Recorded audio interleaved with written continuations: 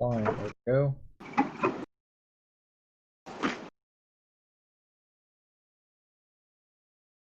It looks like we're live. Let me check my audio. Testing 1, 2, 3. It says you're offline on Twitch. It says I'm on my end. This happens sometimes. Although it says live now. Just kidding. Yeah, no, there's a delay. Okay, we're good. Audio's working. All right, cool. Welcome to the show, everybody. We're a bit later than usual because we're all exhausted. All right, so we have Ray with us, Keith, and other Zach right now. Everybody else is taking a break. Just before we started, we were discussing previous day's events, which included, we talked about this a bit last night. The Pentagon has ordered troops to not come to D.C. They were supposed to replace the unmarked SORT team members because the mayor of D.C. had taken the police away from stopping the protesters, and the Pentagon pulled rank against their own commander in chief and told them not to deploy in D.C. The official act of being deployed confirmed came to soldiers. We actually personally know some soldiers that got that deployment and then got the cancellation today. But the notification for cancellation was in the news yesterday. It just took a minute to be issued out to people. Seattle, Washington is still going strong. It's not on the stream right now. Oh, there it is. It's on the right-hand side. But as you can see, there's a very limited police presence now. It's not like the Orwellian situation we saw last night. The police have basically run out of resources, and the city council has sided with the protesters for the most part. They have enough votes and enough petitioners to impeach the mayor, potentially, and that will also lead to a process that could potentially remove the police chief.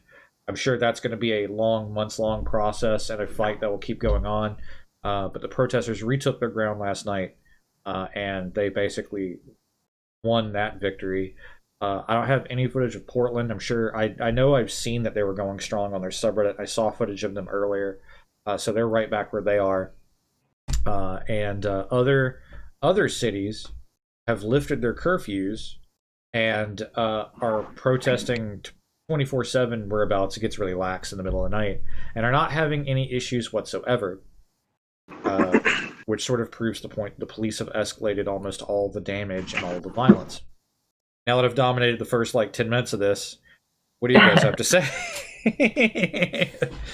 Well, I'm happy to hear that in Atlanta, the police are no longer blocking the protesters. They're not in the streets.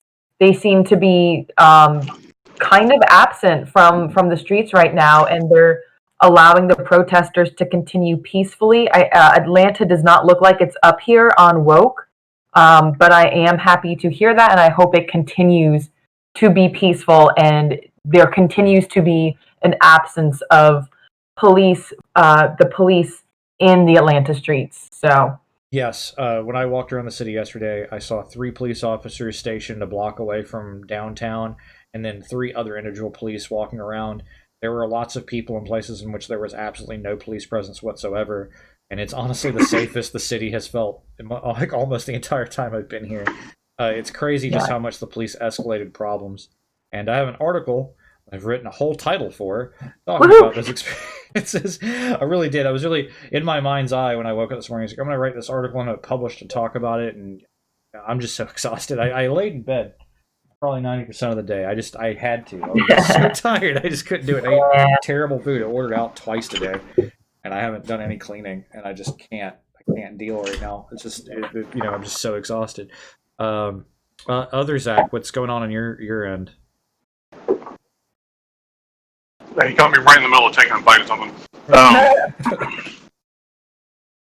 Honestly, not much. I failed to actually make it to bed last night. Fell asleep on my couch again, which I think makes the 3rd straight night. Shit. So I'm getting a little tired of that.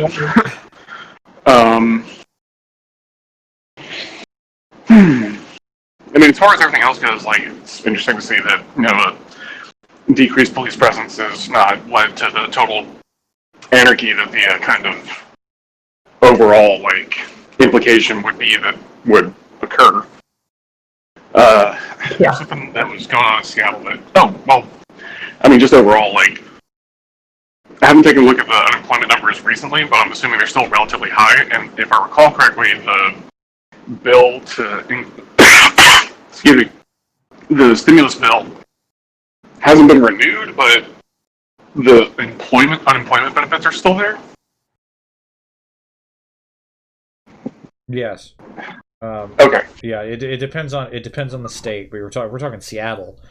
Right. Yeah, yeah. So, well, the reason I bring it up is it just kind of demonstrates that it's entirely likely that these kind of circumstances and this kind of desire to protest against the power structures has always been here. It's just that because there were so many people who didn't have that financial security, that they wouldn't be able to get out and do anything about it. So it's another really weird just intersection of events that the coronavirus pandemic has gotten us to the point where, because all these things have shut down, because they actually added the additional unemployment benefits, we have all these people who are now like, okay, well,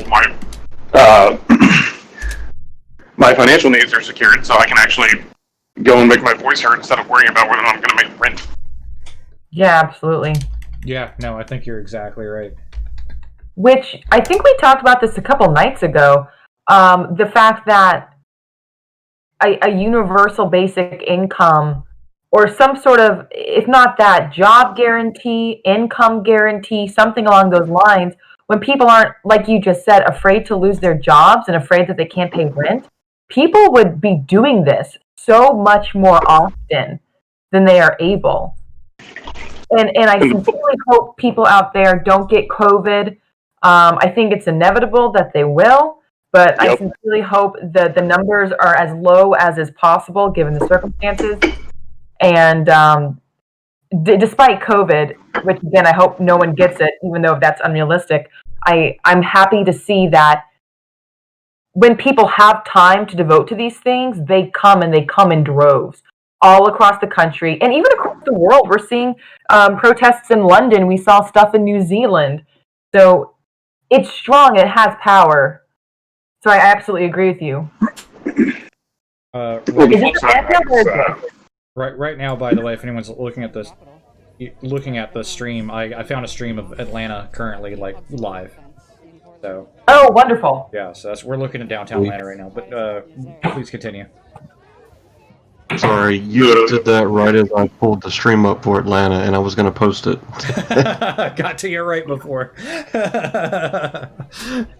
Something else to point out that's going on in Georgia. My brother and sister-in-law went up to Kennesaw today, which is what like 40 minutes north of Atlanta. And they said hundreds of people were there to do the protest.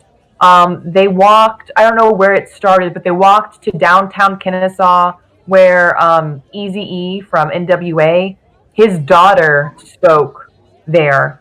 And she had her son, who was, I don't know how old he is, but he was a child. And they said it was a great protest. They had, I don't want to say a good time, because it wasn't like you have a good time, but they said it was very informative and it was great to see the numbers that they saw. And everyone was wearing masks, so. That's amazing. All of that's amazing, especially the mask thing, because the mask thing, you can look at this footage, not everybody's wearing a mask. I wore mine, but, it's what it is. We have Miles here in the chat saying he used to live in Kennesaw Acworth. Oh, yeah, okay. Yeah. Yeah, so it's nice to see that it's not just these major cities. It's which, I mean, don't get me wrong, that's great, but it's beyond the major cities. You can see it in a lot of different places. I know Columbus had one. Cumming in Forsyth County had one. Okay, yeah, there we go. Second day in a row, and that's like, that's my hometown, and that's actually fucking huge, given just how deeply racist Forsyth County has been in the past, the recent past. And the fact that they actually, and if I recall correctly, there was also a small group of Black Panthers that joined the protest. That's awesome. No way! That's awesome. Uh-huh. That is awesome. It's really cool to see all these people in Atlanta right now. Yeah.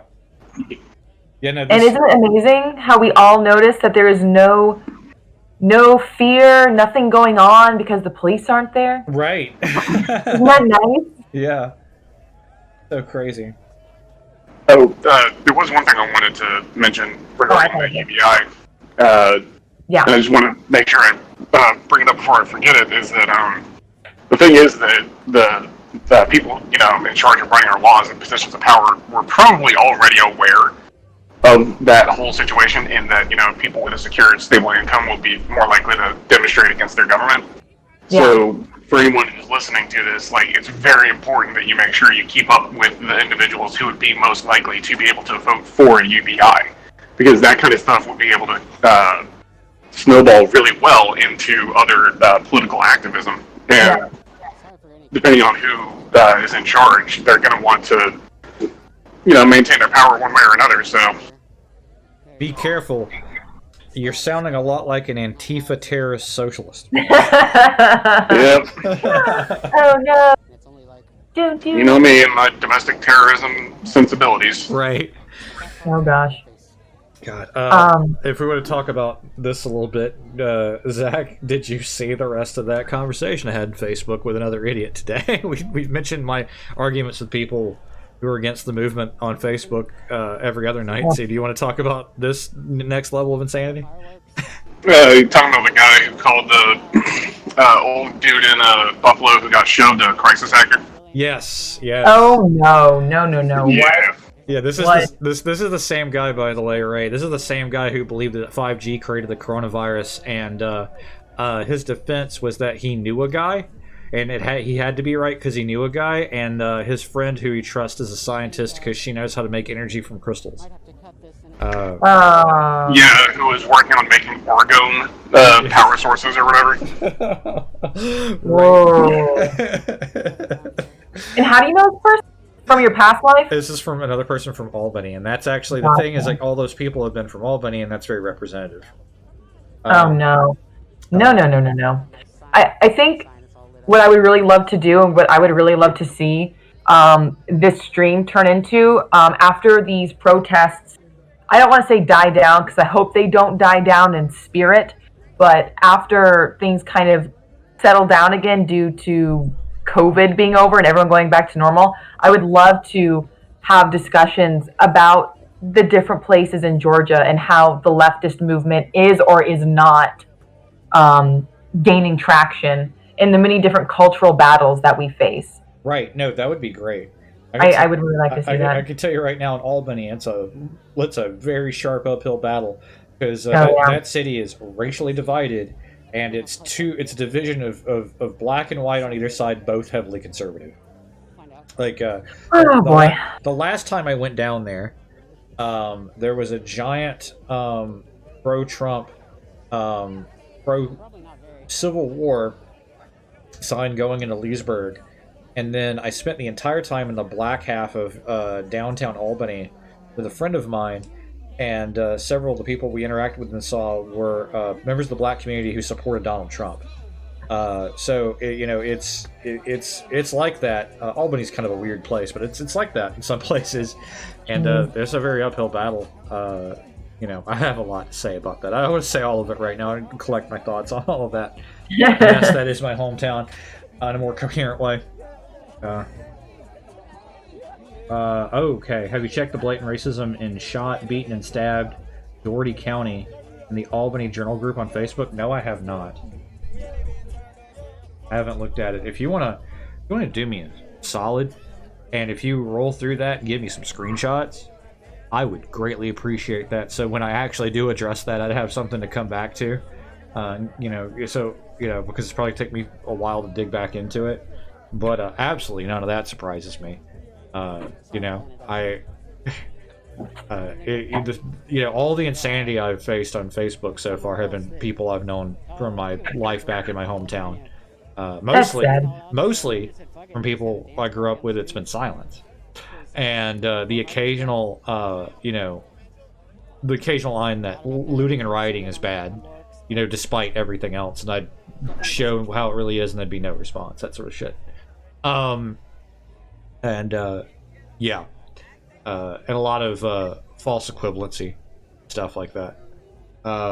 But Yeah. mostly it's silence for people I know back home. There have been some people who have been very supportive. I want to say all of you guys are not. No, there's definitely been some people who are very vocal and supportive, but the vast majority, not so much.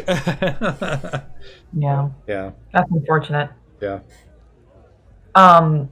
That this sort of goes into one of the discussions I wanted to have tonight, which is how do you talk to your to people you know, maybe not crazy people who are pushing conspiracy theories on Facebook, but people you know, both on social media and in your personal lives, who kind of talk about, oh, well, protesters started it first, or kind of make excuses for police to do what they do and go into the kind of brutal, like, what's it called, berserk mode, Right. and just knock down protesters. How do you talk to people who defend those actions, A, and B, something I've been hearing more and more, how do you talk to people who are giving these examples of protesters beating up and hurting people who are business owners, small business owners,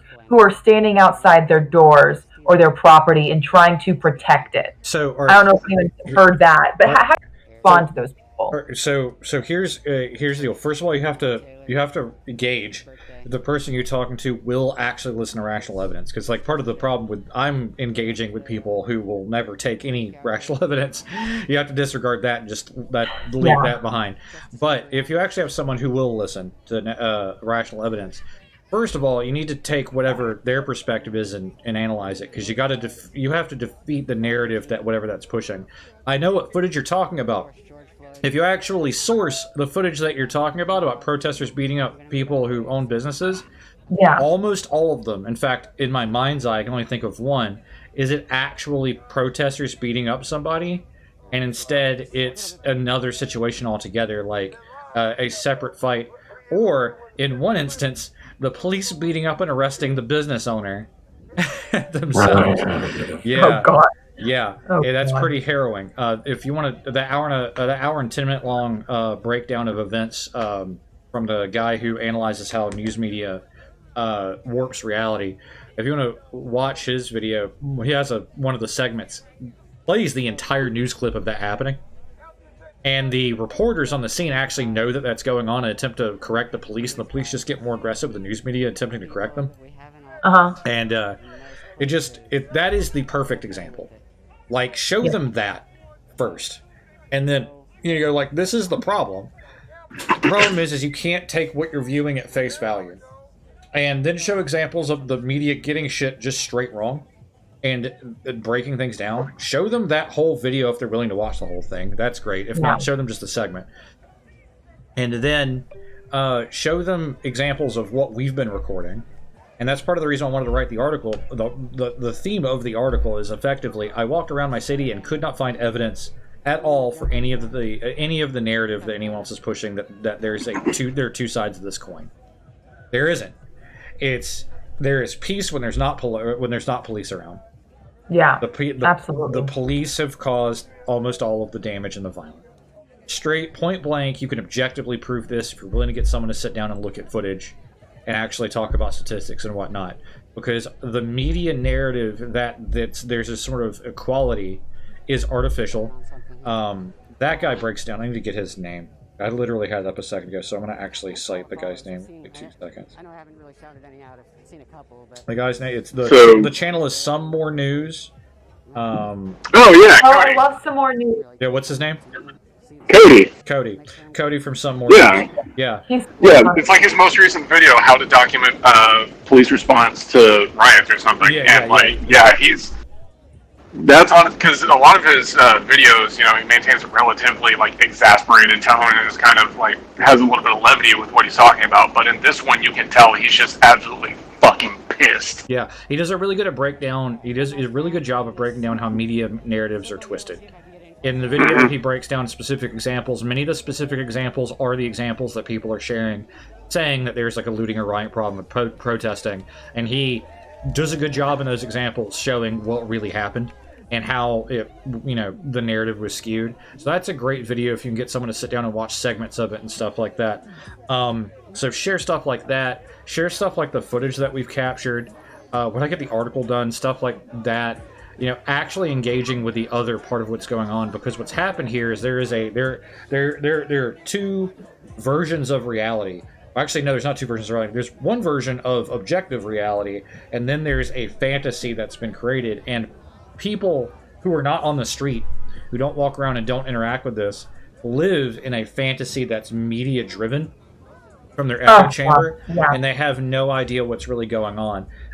If they're willing to listen to any sort of other objectivity and you give them that information, it might change their mind. Unfortunately, I have mostly been dealing with people who've rejected reality so hard they believe they can pull energy from crystals and that 5G creates the coronavirus. So your mileage may vary. One thing that I want to mention that I kind of like to do whenever the conversation comes up is make a distinction between protesters and rioters, because they don't overlap. Right. Like, there was a video that a friend of mine shared. It was a solid 5 minutes of this woman just chewing out these rioters. Almost did it there. Chewing out these rioters because they came in and they burned a bunch of local businesses, and she's out there like, "What the fuck are you doing? Like, go burn down a larger building, or go after the fucking police precinct. There are people who live in these areas, and you just burn down their businesses. You're not fucking helping anything." Right. Yeah. And this is, I think, something else that's important that's not been pushed up, but it's really easy to consume and remember, is that the rioting and property damage happened only in the first 2 days. I cannot find credible evidence of any other sorts of property damage on any sort of mass scale past the first 2 days anywhere. And just be like, if they keep talking about it from that perspective, be like, you're looking at footage that is old. That has not happened past the first 2 days. There's credible evidence that some of this was done by white nationalists and agent provocateurs, but not always. So you're trying to make an entire generalization about what's going on from a chunk of a chunk. And we have hours upon hours of footage of when there is no police presence, there is violence, and hours of footage of police violence against peaceful, lawful protesters and against press, which we're nearing 300 press violations at this point. So, Crazy. Yeah. So show them stuff like that and the dangers of that, and then remind them of how the First Amendment works, how the American Revolution got started, and why these things are actually important, and what authoritarianism and fascism actually is. And that's... Well, one thing I want to add in is there are videos of protesters turning in rioters or running them off. Right, yeah. There was one where this guy was live streaming and he was like, "Hey, everyone, flip that truck!" And then everyone around him just encircled him, and they were like, "What the fuck is your problem?" Yeah. Or the dude who was busting up chunks of not sidewalk, but the lining of a sidewalk. And a bunch of protesters just came in and grabbed him and shoved him into the police line, so they took him down. Yeah, that's awesome. Yeah. Footage like that's useful. So basically, I am advocating trying to use appeal to truth and evidence. Just know that with some people, especially as brainwashed and crazy as they've become, that may become limited. I don't have a solution for people that are that far gone. At this point, I've just been I've just been publicly shaming them and then cutting them off. Yeah, that's actually a point I wanted to make as well, is if you're having these conversations in a semi-public setting like on Facebook, then depending if the person that you're engaging with has gotten to that point of oh yeah, well, that's a crisis actor and the media's lying like mad, and then every single protest has been a violent riot. At that point in time, just present your case and then ignore them, anything they say after that, because at that point you're not going to change that person's mind, but you'll have that evidence out there for anyone else who's paying attention. And they're really the people that you're trying to reach, because they may not be as entrenched and decided as the person who brought it up in the first place. So do you guys even think it is worth having these discussions with people on Facebook? Like people who are as gone as y'all are talking about. Is that even worth it? So normally I wouldn't start it. Right, I wouldn't start it. One of the disadvantages of Facebook, I just lost a video. Yeah, it looks like they stopped streaming. So I'm gonna go back to work. One of the one of the problems with Facebook is that by design, the way the algorithm works is it puts you into sort of buckets and echo chambers. Buckets is the super ultra technical term they actually use internally for groups of people. So it's actually really difficult to outreach outside of your own bubble that it thinks that you're in, and point at somebody and show, hey, everybody who is in this group that doesn't agree with me, here is evidence to the contrary, or this is stupid. So Facebook is just a really bad platform for this, almost entirely. Yeah. It just sucks, and it's really bad. It's the reason why Facebook is bad for discourse, because it's a very insidious way of sort of silencing people. I use the platform more than I would like, because it's sort of a necessary evil for me to engage with certain people. But I've actually used my constantly like posting about this to like see how it works. And look, I've like literally have messaged people who I know are trying to be artificial moderates and stuff like that, like, have you seen my post? And they're like, no, it doesn't come on my feed. And like direct them directly to my actual page and have them scroll down and manually click on it, because Facebook has gone, you guys don't belong in the same camp, so you won't show stuff. It'll even do insidious dynamic things, like if you know you guys are so far out of alignment, it won't alert you when they drop a message on one of your posts. Yep. I've had that happen. It'll be there if you manually check, but it won't alert the other person that it's happened to. But yeah, can't mute the truth no matter what platform. I personally choose not to argue. I totally get that. But Facebook is incredibly difficult to deal with because of that. And that, not saying echo chambers don't work on other forms of social media. Reddit has had a problem with that, but it's not an algorithm problem at Reddit. It's like a culture problem with moderators and the way subreddits are sort of organized depending on the subreddit. Right. And Twitter has issues with circles of people hashtagging around each other, and it creates little bubbles of people.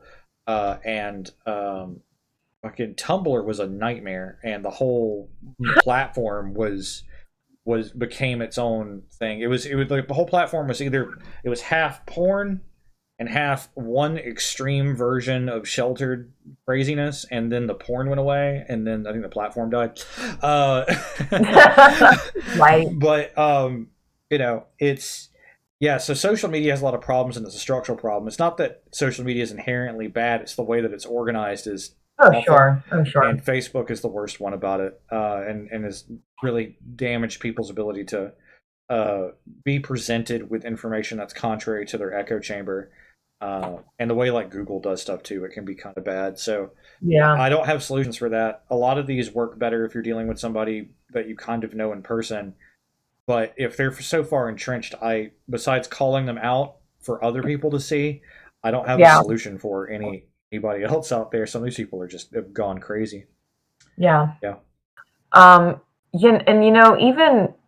even face-to-face conversations are sometimes difficult, because what I find myself getting into not conversations but shouting matches. And granted, I'm doing most of the shouting, but I get into these conversations with people, and instead of, and I'm guilty of this too, instead of listening to each other, all we're doing is trying to assert why we are right. Right. And we will not listen at all to anything anybody else has to say. I find myself doing that. I've noticed people around me doing that. You see, the fact that you self-recognize that sometimes you have your own bias is a very, very important thing. I had this debate with Damien earlier, and he was like, your bias is showing, and I have a different take on it, and this is popular amongst historians because that's what I was going to school for. Historians have moved away from the attempt to be artificially objective to instead a philosophy, and this isn't across the entire spectrum of academic historians, but instead to a philosophy that there is no such thing as objectivism at all. It doesn't exist. You're always talking from a perspective, and the attempt to be objective will instead paint another non-objective layer that can be insidious to remove from your work. So instead, it's better to like announce ahead of time, hey, I'm a historian who's studying Japanese history from the perspective of an American who has a connection to the history from World War II. You say it up front, and then other historians can analyze your work and understand the perspective you're coming from, and that can actually add more knowledgeable layers to the discussion, knowing where those perspectives come from. But understanding there's no such thing as objectivity whatsoever. And I think it's important to understand what your biases are, but also to not try to be artificially objective. I think you're Right. doing a really good job of being like, hey, I know sometimes I don't take in other perspectives and whatnot, so I want to do better. By virtue of that being that self-critical, you are not the problem. The problem are people who believe that there is only one perspective, their own, and they don't weigh all of that and don't understand how their perspective as perhaps a privileged white person from a conservative background that only consumes Fox News, might mean that they don't What? have a good grasp on what the black, experience is. Yeah. Yeah, Yeah. that's fair to say. Right. But that's my response. Totally fair. I don't want to dominate the conversation any more than I already have, so you guys can continue. Sorry. We have a dance off in Los Angeles. Fuck yes.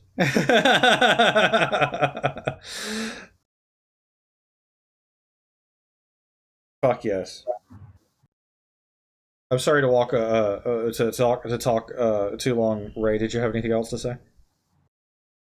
Not really. No, you didn't talk too much. I mean, that was the question I posed.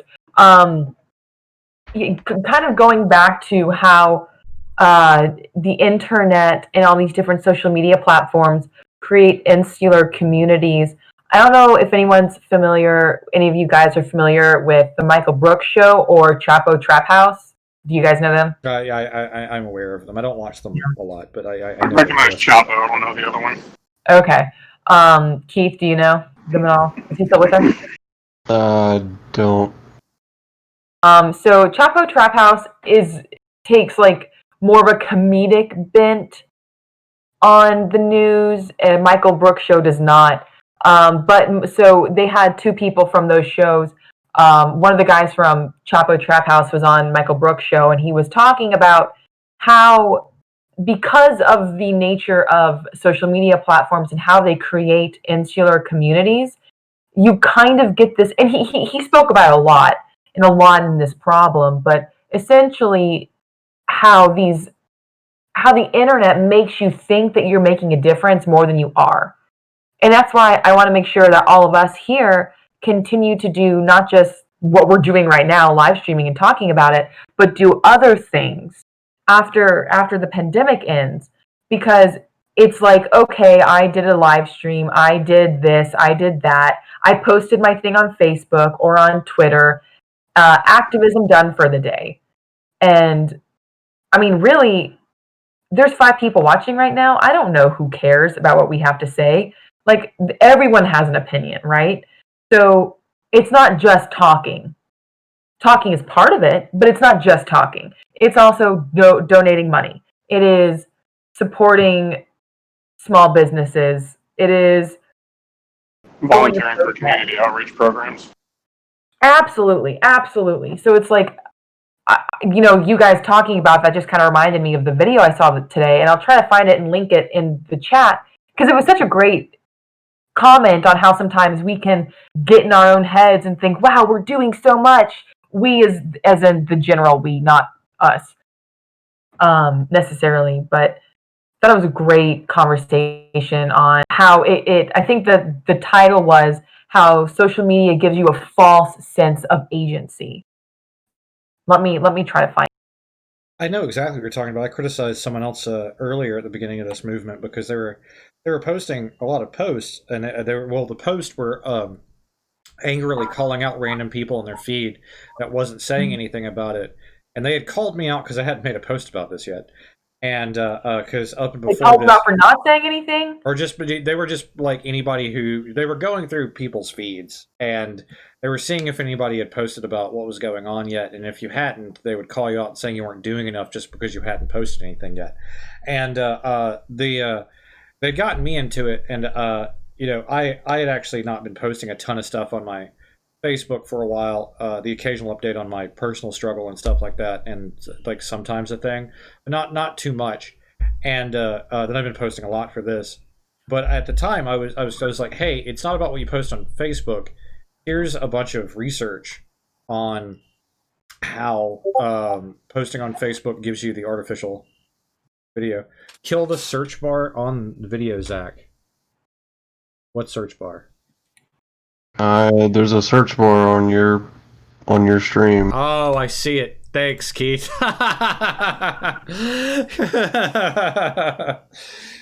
Nice. That was search bar. That's Searchy, our search bar mascot. He's a part of the stream. I tried to close Hope you remember it. Wait, it was mine, and I was like, wait a minute, that's in the video. That was an important message of search bar solidarity with our problem with social media. Yeah, right. But no, like you're exactly right. And I was talking about this with them, and you're right. We got to do more than just like be on Twitch and do that. We have to, and Zach is right. Got to do local activism in our community. We got to do things more often and continue to do things that have actual real effect. You got to vote. You have to primary. You have to actively support in the early stages campaign for people who are on like progressive platforms and are not a part of the establishment. You have to, after they get in office, help ensure success of policies and programs that are functionally good. Yeah. You need to record abuses of power. You need to continuously speak out. You need to post information about Donald Trump and other potential people who may or who that prove that they're pedophiles, as I've done several times that have come from anonymous. Anything that you could do to really bring the thing out, bring the to make the community better and bring the message out beyond just Right. talking about what this is. I'm becoming sometimes, as I'm trying to be somewhat funny, but I'm so tired that words don't matter anymore and they don't mean anything. We're all so tired. We are all so tired. Not a problem. Yeah. We got in the chat here. Donations are absolutely important. A good friend had set up donations so she was able to purchase riot gear for peaceful protest in the streets of New York City. That's amazing. Other Zach here is also trying to assemble riot gear out of what was at a Goodwill. Did you ever? Yeah, I didn't get a chance to actually go through with that. Oh, damn. It's part of it is now I'm just waiting for my next paycheck to hit because this has shown me that like the time that you really need that kind of gear is before something even happens. So like waiting around to for a demonstration or response that would require it is not the right way to go about it. And instead, you should look into getting that stuff when you have the opportunity, because you may not necessarily have the opportunity once you actually really need it. Right. Absolutely. Yes, and I agree in the chat where that's a real concern because we were discussing how much protection we need to go out there. Before I had my walk around Atlanta yesterday, I was sort of concerned if I wasn't geared up properly. I believe those are Hopi in our upper left-hand corner of Woke Stream doing Nice. a drum and dance for Black Lives Matter. That's really awesome. Oh, that's an amazing image, Keith. I don't know how to put that in the in the thing. Let me see if I can. That's pretty great. Let me see if I can I'm just gonna dox everybody. Here you go. This is a great image, everyone. This is exactly what's been going on. Love it. Okay, back to the stream. Yes, no, I totally understand. I was really afraid I wasn't geared up properly. I had an umbrella with me, but I was just in my normal college professor-looking gear with my busted-up wool jacket and a D&D shirt, which actually got me stopped a couple of times by protesters who were super into D&D. I was Nice. awesome. Like I would always like misunderstand the first time, so I would like be like, "Yeah, Black Lives, wait, D&D, huh? What?" Hell yeah. That's hilarious. Yeah. Yeah, no, it's a serious concern. I think if anybody's going to, if this doesn't, and it won't, it's going to take a lot of time, resolve the police brutality problem, and we're going to have to go to protests like this again, and deal with police brutality again, which is entirely reasonable to believe so. I think all of us should probably look into investing into our own bat cave of protective gear, our own Goodwill Batman suit, Iron Man suit. And I want to echo what Chris mentioned when I was talking about how fucking expensive it is to try and get gear to keep yourself from getting the shit kicked out of you by police. Is in the reason why we're talking about Goodwill is because like a pair of catcher's knee pads that I was thinking about getting is like $150. But if you went to Goodwill, I don't remember how it is that they do their pricing, but their entire deal is specifically making sure that they have things that are very affordable for the community that they're in. So like that $150 pair, if that was more than $50, I'd be amazed. And I recognize that $50 is still a very steep asking price for many people, but that kind of markdown is what they do. So like finding something there that can help you get something between you and the batons of the police will be a lot cheaper. Yeah, absolutely. I want to segue into something that me and Don and Damien discussed, because I typically turn all the ads off on Facebook using uBlock Origins. I turned them on to see what was giving to me, and it was doing the same thing to me. Because we've all been pro activism, Facebook has been trying to send us stylish 21st century protective gear for riots. I wish I had captured pictures of it. What? They were like hermetically sealed goggles that'll keep out tear gas for like $120, and there was like this really slick 3D thing where it like demonstrated how it worked with a really hot looking model wearing it and stuff like that. And then there was another one that was a full set of body armor that looked like all like they looked like the Republic commandos from Republic Commando, the Star Wars first-person shooter. Oh god! It was white and like had that, and it was like literally like ballistic proof and stuff like that. And I was like, wow, they really are targeting me. And these are all super expensive luxury style items of probably dubious actual effectiveness. But I think it's interesting to note that there is a targeted market that got caught into really quick for protesters that are attempting to market to people who decided to become bougie and fashionable along with their attempt to want to go and protest. That is so funny. Kind of bizarre, weirdly dystopian. So something I do want to point out regarding the goggles, at least, anything that's waterproof is going to be gas-proof. So you could also just go buy a pair of, because, well, if I recall correctly, since anything with the liquid is really just effectively a hyperdense gas, so if it's built to keep liquids out, then it's probably going to keep water out as well. So, or if it's built to keep liquids out, it's going to keep gas out as well.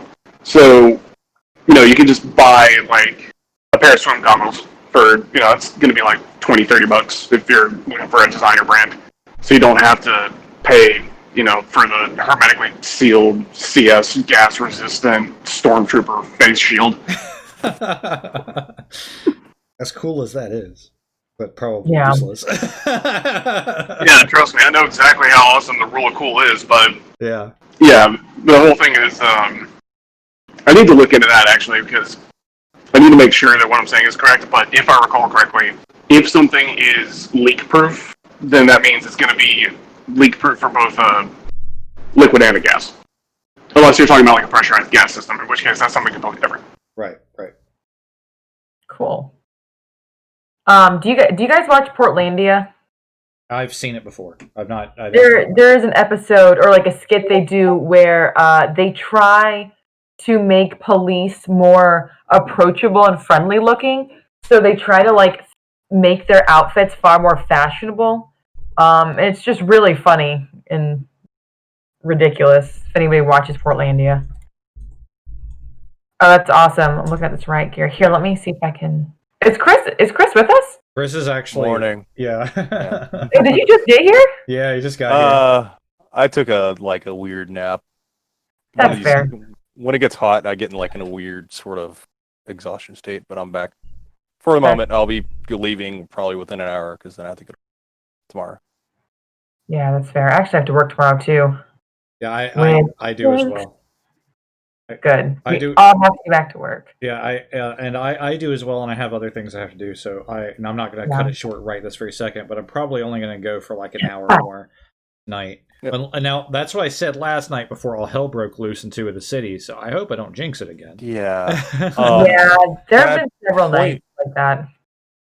Can I point something out that I'm kind of interested in? I haven't heard of it since, but about 5 a.m., NPR announced that almost all the protests were peaceful today, except for in Seattle, where the protesters started throwing water bottles and an improvised explosive device, and the cops had to respond. And it's just like, We watched that whole thing, and that shit did not happen.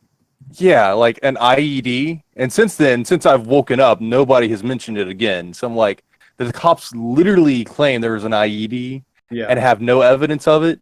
This was this was on /r/Seattle. I'll go dig this back up. The IED that they sent a picture to the press with is a candle. Oh, Yep. oh yeah. And I'm not talking about Candles. like some weird candle or anything like that. It's a candle that is exactly like the Candle Light from Leesburg, Ohio, creamy vanilla swirl that I have right here. It's this motherfucker that was being used as a vigil that was just not unpacked from a cardboard box. Yes, last night was Wild on Woke. We were covering that live as it happened. That is the IED. That's how bullshit it was. And it was not thrown at anybody. It was just set up somewhere. And it was going to be, they're going to do the thing we have in Atlanta where they have the crosses for memorializing all of the recent dead from police brutality. They were just Yeah. doing the same thing. And there was just a candle that was unused, Jeez. It was just they just happened to, because they probably just went to the store and bought the first candle they saw. They happened to buy a candlelight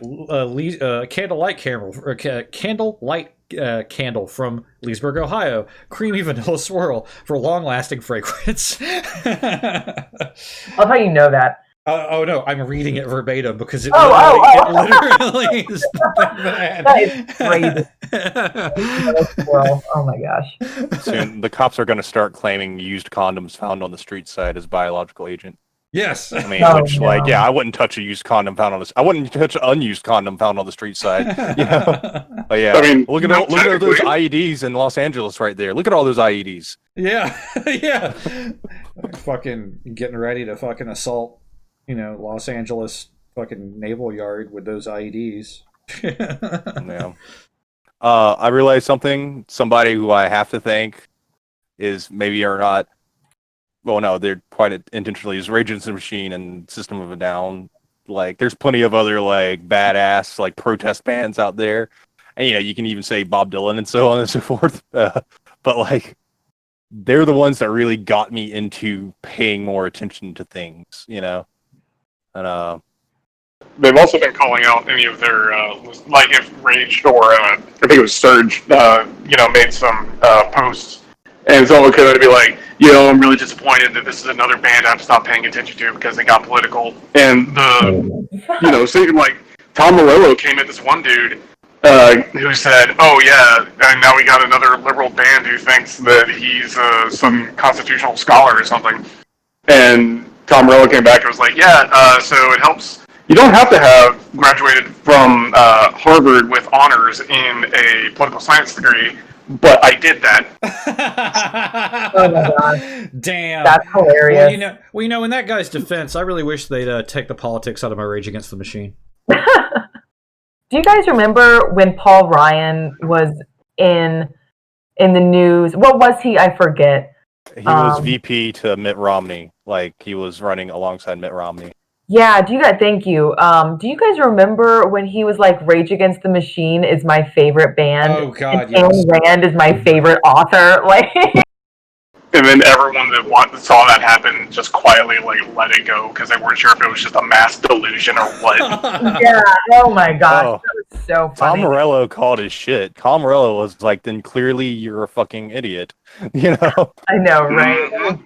So So funny. there's also the gosh. great moment where Paul Ryan raided a soup kitchen, ran to the back, decided to get himself like pictures of him cleaning dishes. They had already cleaned all the dishes, so he just grabbed some dishes and started like faking it. He didn't ask permission. So there's this picture of Paul Ryan fake washing dishes in a soup kitchen. They're like, get the fuck out. Look, I'm just like all you other plebeians who reaches out to the community to help deal with hunger. Yes, yes. Yeah, I am Paul Ryan. Yeah, so that What is hunger? yeah, that happened at fucking Oglethorpe right before I became a student there. Our super ultra wealthy New York lawyer, President Shaw, was like, "Look, I am just like you guys, trying to make ends meet. I have now signed up for Uber, and I did an Uber drive one time Yeah. with a cameraman to show that, look, you can have a job and earn income and balance your classes. So that's the reason why we don't need to have any aid program for any aid programs for any of the people who are not here due to their wealthy parents. Oh my god. Yeah, so it was like the exact same fucking thing. It was disgusting. They love doing that photo op shit. SYK Jinja? SYK Ginya? Oh, yeah, sorry. Said Fire from the Gods is a good listen, so I looked them up, and yeah, they look pretty interesting. A rap metal band from Austin, Texas. Oh, nice. All right. So I want to mention one of my conversations I had today that just really irked me. Someone I was saying this conversation about these protests and police brutality, Black Lives Matter, minority suppression. I was talking about, how these conversations can't exist within the vacuum of, oh, it's just police brutality. We have to talk about systemic structures, economic issues. And, when you start pulling the string, everything, you realize how interconnected everything is. And I don't listen. I think I made it pretty clear. I don't really watch CNN, MSNBC, Fox News, anything like that. And I'm just curious for anyone who has, how have they been covering this as an economic problem as well as a systemic problem, as a problem that the working class face and that minorities specifically face? Or is this just kind of like, oh, police are a little too harsh on people, but they have a right to be upset? Like, does anyone know how they're tying these protests into the larger picture that's happening in America right now? I haven't seen any. So, Sorry to interrupt. I haven't seen any news outlet that actually does a really good job of going in depth like that. But Zach, have you seen anything else as well? no, I was just going to say I don't watch any of those outlets either, but because they're corporations that are interested in making money, I was going to say that there's not a chance in hell that they've been trying to tie it into a class struggle narrative, because that would ultimately hurt them as well. Yeah. Right. So I have consumed some of the mainstream media to do research to argue with people and also just to keep up with what things are going on. And I do have a news feed that I keep up with that I've kept up and organized for my own benefit because I used to be a journalist. And nobody I've read has done that on any front that isn't like an independent person or news source. Any major organization, even PBS, even NPR, they're treating this as George Floyd got killed. It sparked protests and riots. Protesters want to curb police brutality. They attack the press. Maybe there is a systemic problem with overuse of force, and that is where the discussion ends. Except for to point out that Trump moved closer to authoritarianism, so now Republicans like Joe Biden. Outside of that, that's as far as we go. We don't want to this Bernie Sanders guy who got no. We're not going to talk about that. No, we don't want to talk about the deeper issues. They don't really go that far. If you want to read someone's independent Medium article about it, they do it. You want to read like an op-ed deep within the Atlantic, one or two of those do. But like I think the New Yorker has some fairly poignant editorials, but they also have some pretty shitty ones. Yeah. For the most part, it's been kind of shitty. If you wanted to know what was going on, you needed to turn all that shit off and turn on fucking Twitch, or Speaking of op-eds in this particular moment, the New York Times editorial manager Yeah. resigned right. because Really? he didn't read the Tom Cotton piece before he put it in there. That's fucked up. Oh yeah, no, I would resign too. It's like, oh wow, I literally didn't do my job, and now the entire nation knows about it. Guess I quit. Yeah. Oh, Yeah. Yeah. oh, So, I mean, I give like super credit to the New York Times Guild for fucking standing up, Yep. but like they have no control over the management. To note the person that's owning, I always forget his name because I just Schallenberger or something. I always confuse him with the character from the New York Yankees owner who in Seinfeld. And Right. Yeah. Seinfeld's ruined my perspective in life. But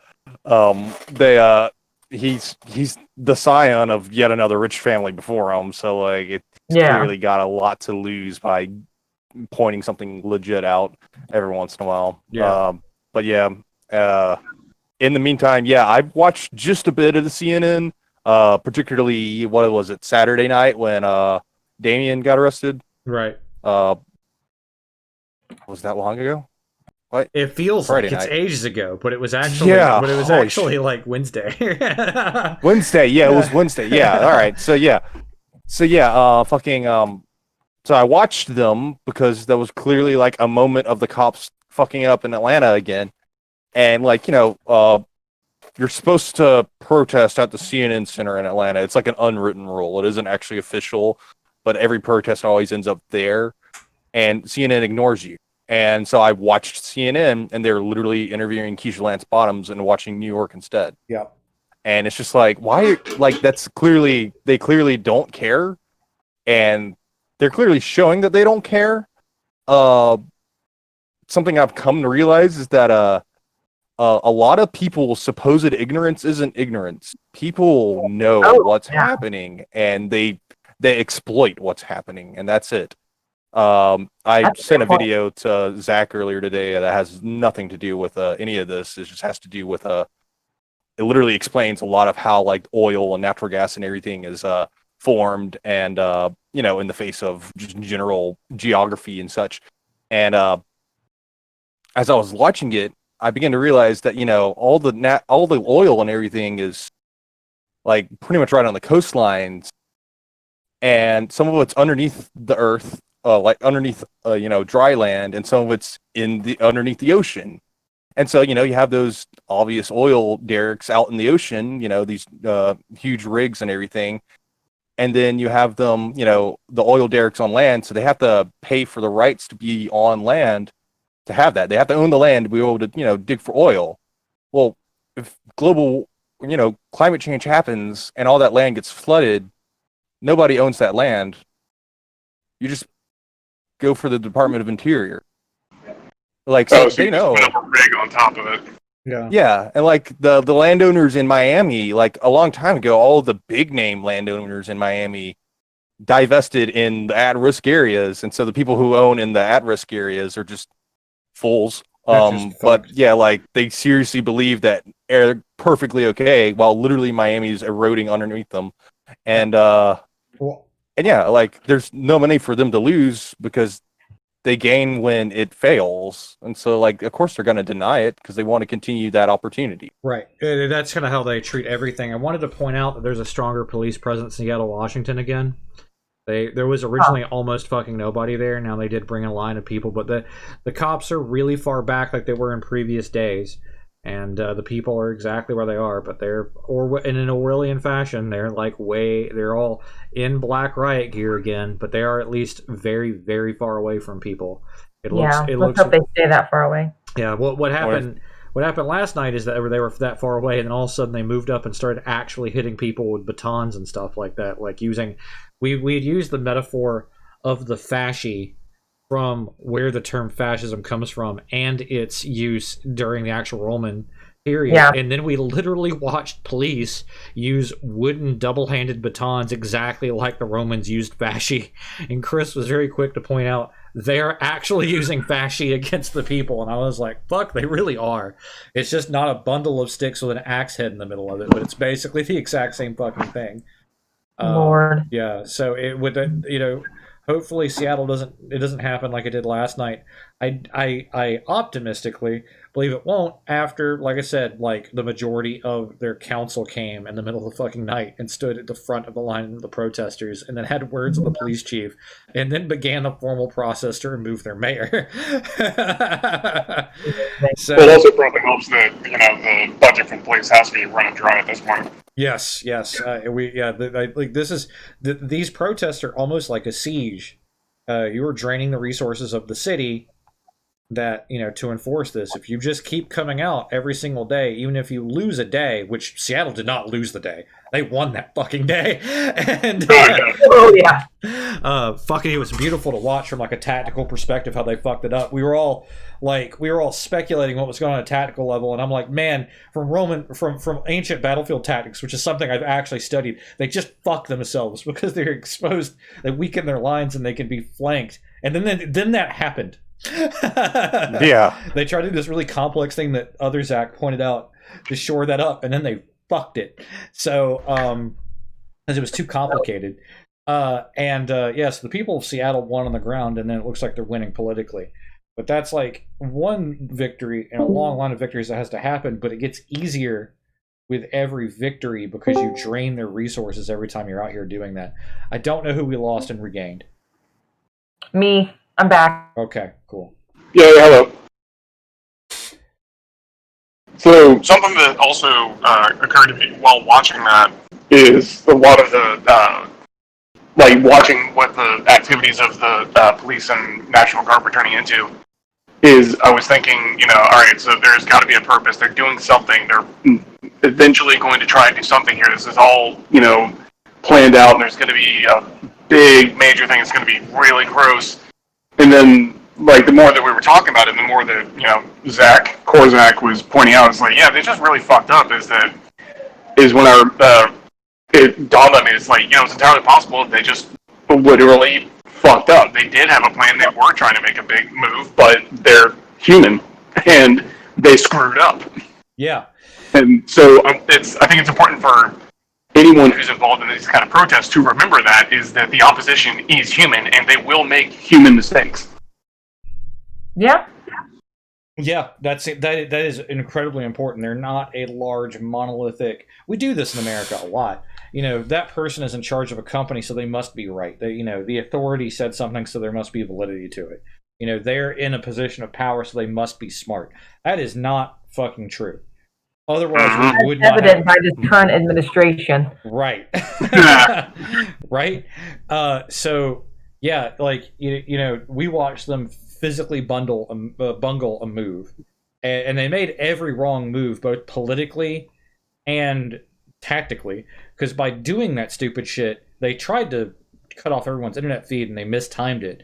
They created a record of it, and then galvanized the political forces against them in doing so. So it is entirely possible for the people in power to make horrific tactical mistakes that can be capitalized on. And the more that you put pressure on them, the less resources they have, the more scared they get, the more mistakes they make. So You're going to say Yeah. that Senator Mick Palpatine is human? Not him. I mean, if you think about it, Mick Palpatine is almost too perfect because he is like a cheap ass Palpatine, right? right. Like Palpatine actually fucking put his fucking ass on the line. Yeah. And speaking of human error, I think we talked about this a couple nights ago, how these cops are just, I don't know if they're afraid or they're getting themselves into a frenzy or they're psyching themselves up, but they just start beating up someone. And once they do that, once one goes, the rest follow. I don't remember where that man was from. I want to say Minneapolis. The man who, the 70-something-year-old man who the police knocked over, he fell on the ground and started his head. There was blood gushing from his head.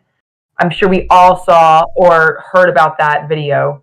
Yes, so that's a domino effect. Horrific. And Domino I, effect, absolutely. and I want to correct you. That's Buffalo. Oh. And as my friend, Buffalo, okay, and okay. as my friend wonderfully corrected me on Facebook, that was a crisis actor. Who wasn't? Is that real? No. Yes, it was. It was sorry. totally real.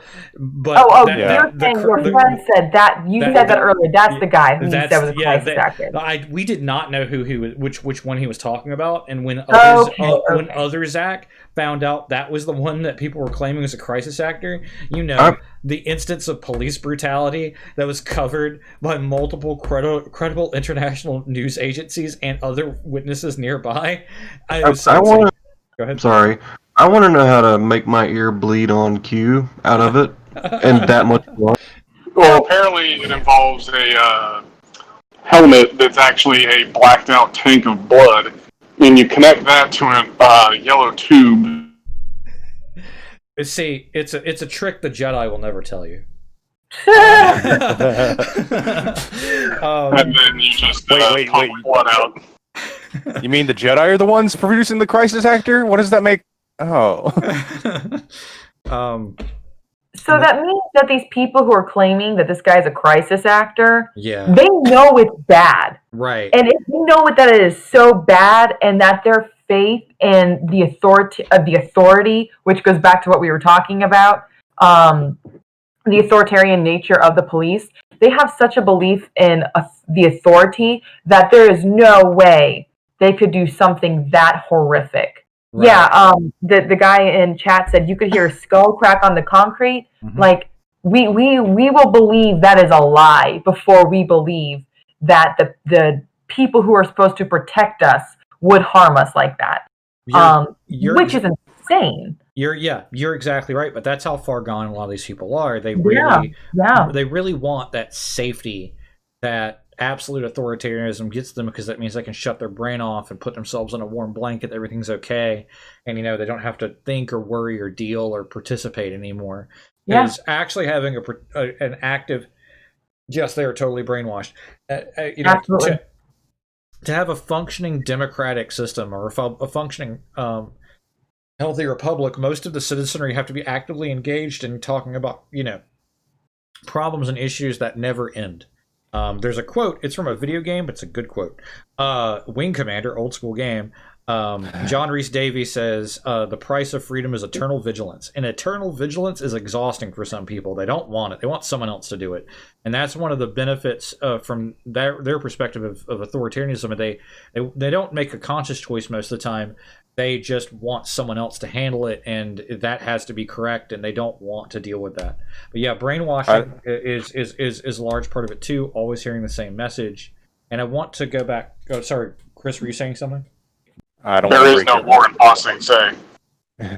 I don't want to break your heart too much in John Rhys Davies, but somehow he became a Brexiteer. Oh my God, no! Fuck that! I'm sorry. Otherwise, let's leave him at that. Right? Yeah. That breaks my heart so much. Yes, there is no war in Boxing Say, and you're right. And then that's the other half of I want to address that Ray was talking about. Why do police all cascade together? That we talked about that a bit before. That is warrior training. I have known police that have been drilled into this mentality, and it's also a form of brainwashing, where they're told from Jump Street that they're at war. Everyone hates them. The people they're trying to quote-unquote protect hate them because they have this inflated idea of their authority, and that somehow you're putting people in line and holding them accountable, and that's why they hate you. Not the fact that what you're doing is wrong, but just that you are so far in the right, and they are sheep, and they don't know better, and they dehumanize. Well, at least they know that people hate them, though. Well, but the reason why they do is because but the reason why people hate them is because the people who hate them don't know better. So that's how the delusion sort of starts with that. But it dehumanizes everybody, and they're actual seminars, and it's called warrior training. And they go, and these people, and during this week-long seminar, drill into these new officers. Everyone hates you. You have to use lethal force. An actual quote from one of these warrior trainings: after you kill someone, you'll have the best sex in your life. Go home to the most important thing that you can do is come home to your wife and kids safe. Remember, this is another quote, that it's best to be judged by 12 than to be carried by 6. These are not things that are said, when you're training a group of people to put their lives in the lives for other people. You're specifically training them to go to war and survive at all cost in a battlefield in which they're always surrounded. That's healthy. Yeah, I think something like that happened. Yes, I think the dude who did that was one of the Palestinian police or Israeli police. IDF. Yeah, IDF. I think it was It's the Yeah. same set. Yeah. Yeah. So there's some good documentaries. There's actually a specific guy. I will look him up. Where all this started, where George Floyd was killed. We talked about this a bit. The mayor actually took it out of the budget to not do this warrior training anymore, and then the police union cut a deal, and they defied the mayor because the money was taken out, and they gave it all to the officers for free. It's so ingrained in police culture that police believe it's necessary even when it's criticized. So that's the reason why these police do that. These police are brainwashed. I see it in the footage. Those police will constantly say, "But we have to do this. We're right. You're the enemy," and they'll refer to protesters as these people don't know any better. They don't need. They are criminals now. They have to. It's that sort of us versus them, black versus white. We are, the soldiers of virtue that are holding chaos together. We have to be here. The scariest thing we ever did is when Atlanta took those police away, and for 2 days it's been perfectly peaceful and people can be out all this time, because it sort of opens up the "we don't have to be here" or "we have to be here" sort of argument. Like, really, when you were gone, everything's going great. Maybe we don't need you to be this way anymore. If we actually got the institutionalized police reform we wanted, yeah, Band of Brothers. If we got the institutionalized police reform that we wanted, I guarantee you, if we had to retrain all the police using like Pelian philosophy or any of the other ways to create a more humane police service, 90% plus or more of the police would not qualify for that. They are just far gone psychologically and just would not be fit for service. That's the sort of actual sweeping change will be made. And I'm not saying that the people who are police, it attracts people who are authoritarian, evil, and abuse power. I'm not saying that most of them are like that, but the mentality in which they are serving has probably made them instruments of that so far that they're not savable for that job anymore.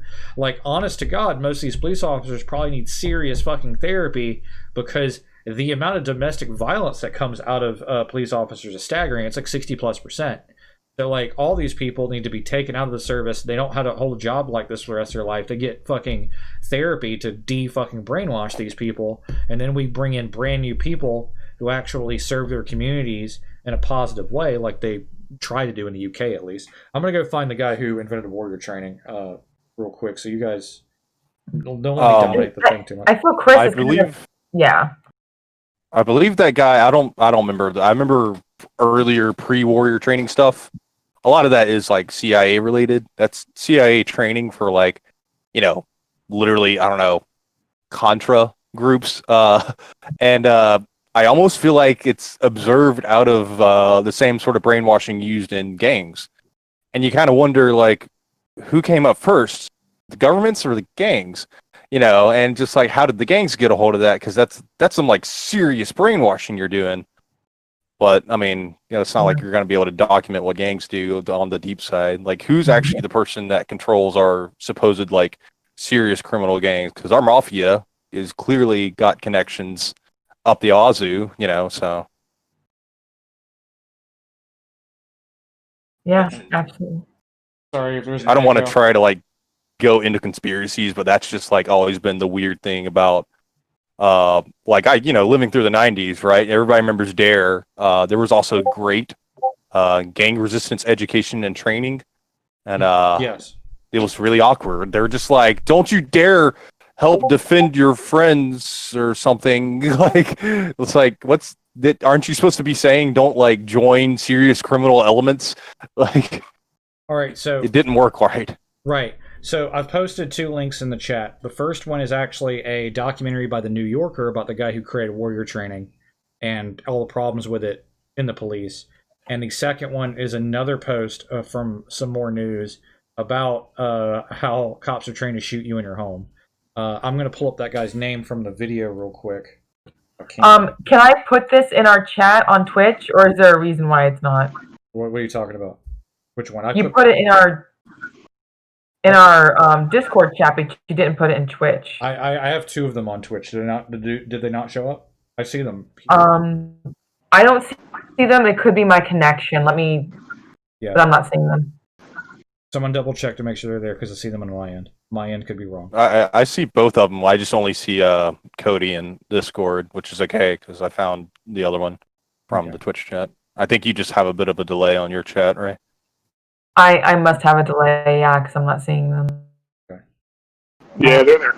But yeah, and I really, well, sorry. No, I really fine. like finding a YouTube video that like I'm totally gonna watch and everything, and looking in the comments and finding Grammar Nazi 238 because he's like a commenter on a lot of stuff.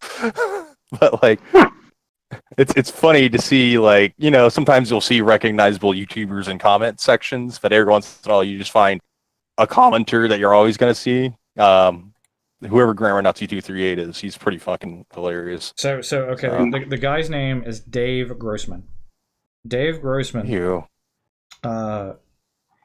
is yes. So tells his audience that they shouldn't go out looking to kill because those who need killing, the gangbangers, the terrorists, the mass murderers, will come to them, and all they need to do is be ready. And then he asks his audience, "Are you prepared to kill somebody?" $90 a seat, paid for by police unions. 2 hours of his high octane. Blah blah blah blah. All right, sorry, go ahead. He's also the quote that I brought up. I think I've mentioned that a couple times now. The whole idea that the sheep resent the sheepdog. That I got that quote from him. Yeah. Like he puts it in this warrior mentality, but he also is like the sheepdog protect the sheep from the wolf, and then the sheep resent the sheepdog. So not only are they trained to be in this mentality of, hey, you need to be ready to just kill anyone you see, but they're also taught that, oh yeah, you're going to do your job, and when you're doing your job right, you'll know because everyone you're protecting will hate you for it. So like they get this trained idea that if people are protesting against what they're doing, then they've been doing their job correctly. Yes, that's insane. It's really fucked up, and you're right. You brought that earlier. That's where I got the sheep analogy from before. It's directly from what you said. I want to point out that Grossman calls his discipline killology. Oh, this lovely. guy gets paid top dollar to go to police departments all across the U.S. to get this training. And at the Minneapolis Police Department, one that killed George Floyd, the mayor tried to prevent them from getting into this indoctrination. They defied the mayor and instead arranged for free seminars from this guy. So like this is a known problem in the mentality, and they were still dealing with it. And this is actually what we see here. Yeah, we're seeing in Seattle, Washington, this guy like point fucking spray stuff. Look at this shit in Seattle. What did I say? It's going to escalate again. See how like you were right. See how pumped up this guy is. This guy pointed the pepper spray thing at the dude filming. He just pointed it right at him, and they're so jacked up. And I also want to bring something else too. This is something else I knew about. These are some great links you're posting in today, man. I just want to let you know that. I just want everyone to know. I've known this personally from police I've known, and there's been plenty of documentaries about it. The police have a drug abuse problem internally. They tend to juice and do performance-enhancing steroids and get sort of coked up on the job because they believe that every day requires that level of like fitness and being on keyed up and stuff like that. And when you begin to abuse drugs like that for long periods of time, you become more paranoid and twitchy. And one of the times I watched the police kill somebody, it's when the guy in New York got killed by the too long of a chokehold. I recognized, Eric Gardner. When Eric Gardner died, I recognized the signs of somebody going through roid rage and the officer who killed him. Yeah. Wow. Yeah. So like this is part of the problem. Sense. Yeah. And I mean, I think so many times when people are talking about police and how they're abusing their job and abusing their position, it goes back to what I was saying earlier about all these people who come rushing to defend them and think, oh my gosh, if we don't have police on the streets and on the ground protecting people, then it would really descend into anarchy, which is not true at all. I think going forward, when we talk about police reform, let's really narrow down what it is police do. I think they should really be investigators, right? Right. In investigating murders, rapes, thefts, forced, underage crimes, like, serious drugs like heroin, white collar crimes, things that legitimately hurt people, not, this nonsense. Because this is Not nonsense. being accused of utilizing a counterfeit $20 bill. Right. Absolutely. So- Why did that even happen? Right. That's just so mind-bogglingly just painful. Yeah. Well, I remember seeing police apologists that I know were like, when it came to light that George Floyd knew the guy who killed him, and they've worked together for like almost 20 years. Someone, a bunch of people on my Facebook feed brought it up, and they were like, "Oh, well, obviously, this isn't a systemic problem. This was a personal thing, and it was just one bad actor." Except for they were like just so fucking ready to be like, "Oh, nope. Turns out there isn't an issue. It was just this one guy. It's okay. We can stop." Protesters are pushing the line in Seattle. Oh, yeah, thinking- after antagonism, because they came up to the line first. Well, I think the cops did push forward because they had cars pull through, including a large bus. So they may be refreshing, and so they pushed, and then they're relenting. But yeah, the protesters did totally just push them right back on. Yeah. They could have come any other direction. They just, it was a show of force for no reason. Yeah. This intersection in the upper left isn't the same intersection as the one that's in the lower left. Like, maybe they're actually No, it's trying not the, to. it's not the base. It's not the normal spot of interaction. Yeah, it's a different location. I But just realized all of these are Seattle. I don't know if anyone else didn't realize that. But, This is what these are all Seattle. This is what happened. This is what happened last time. Last time we had to pull out of it because everywhere else is peaceful and wonderful. Fucking we went all in on Seattle, and then we went all in on Seattle and Portland. They're cops just acting a fool. I mean, look, hey, conservative America, clearly we have a cop problem being writers. Look at them; they're all black. They're all wearing black. Doesn't that make them bad? Doesn't that make them scary? Right. You see the point? They're always causing problems in the community. They all have the same iconography and gangs. They always talk really bad to each other at times. They use foul language. They stay up late at night. They're clearly bad. They're destroying the community. See, like when I turn it around, it doesn't fucking work. Yeah, like Yes, absolutely. Also, okay, so yes, those police, they were not there earlier, and then they got thicker in with their enforcement, I guess, however you want to say it. Yeah. But I'm looking at feeds everywhere where there's no police. Everybody's just walking and marching and holding signs up and kind of having a good time with it too. Yeah. But here they have police. So what happens? They get bunched together, and then they agitate the protesters by telling them they need to do this and that, and then they come up on another street and bunch them up together even more. If they would just move and let these people march, there would not be one single issue with these protesters. Right. Seattle hasn't been vocal, though. And these police can go do their actual fucking job. so Well, no, because the situation in Seattle is that those protesters haven't been trying to march. They basically decided, all right, fine, fuck you guys. You tried to bust us, and now we're not going to go anywhere. Yeah, that like what would have been probably a march on day one became a siege. Again, it's the police that did this, and you're right, Keith. You're exactly right. It's it's entirely the police are doing that by example of all the other cities in which everything is going perfectly fine. Corral tactics. We saw this last night. It's absolutely insane. The cognitive dissonance in anyone who is watching any of this and cannot see that in the cities where the police have been removed from the situation, they were the instigating factor and everything is fine. But in the cities in which police are acting with heavy authority, they are causing mass violence and causing things to be much worse, and they need to get out of the situation. More to your point, Ray, that you mentioned earlier, you think of police as an investigative branch that should be solving community problems and solving crimes and investigating like crimes. One of the major problems I have that we haven't discussed enough, I've talked about it a couple times on the stream, but like as a national discourse, is that the other half of the coin. Don't you want somebody solving crimes in your community? Man, they don't do that right now.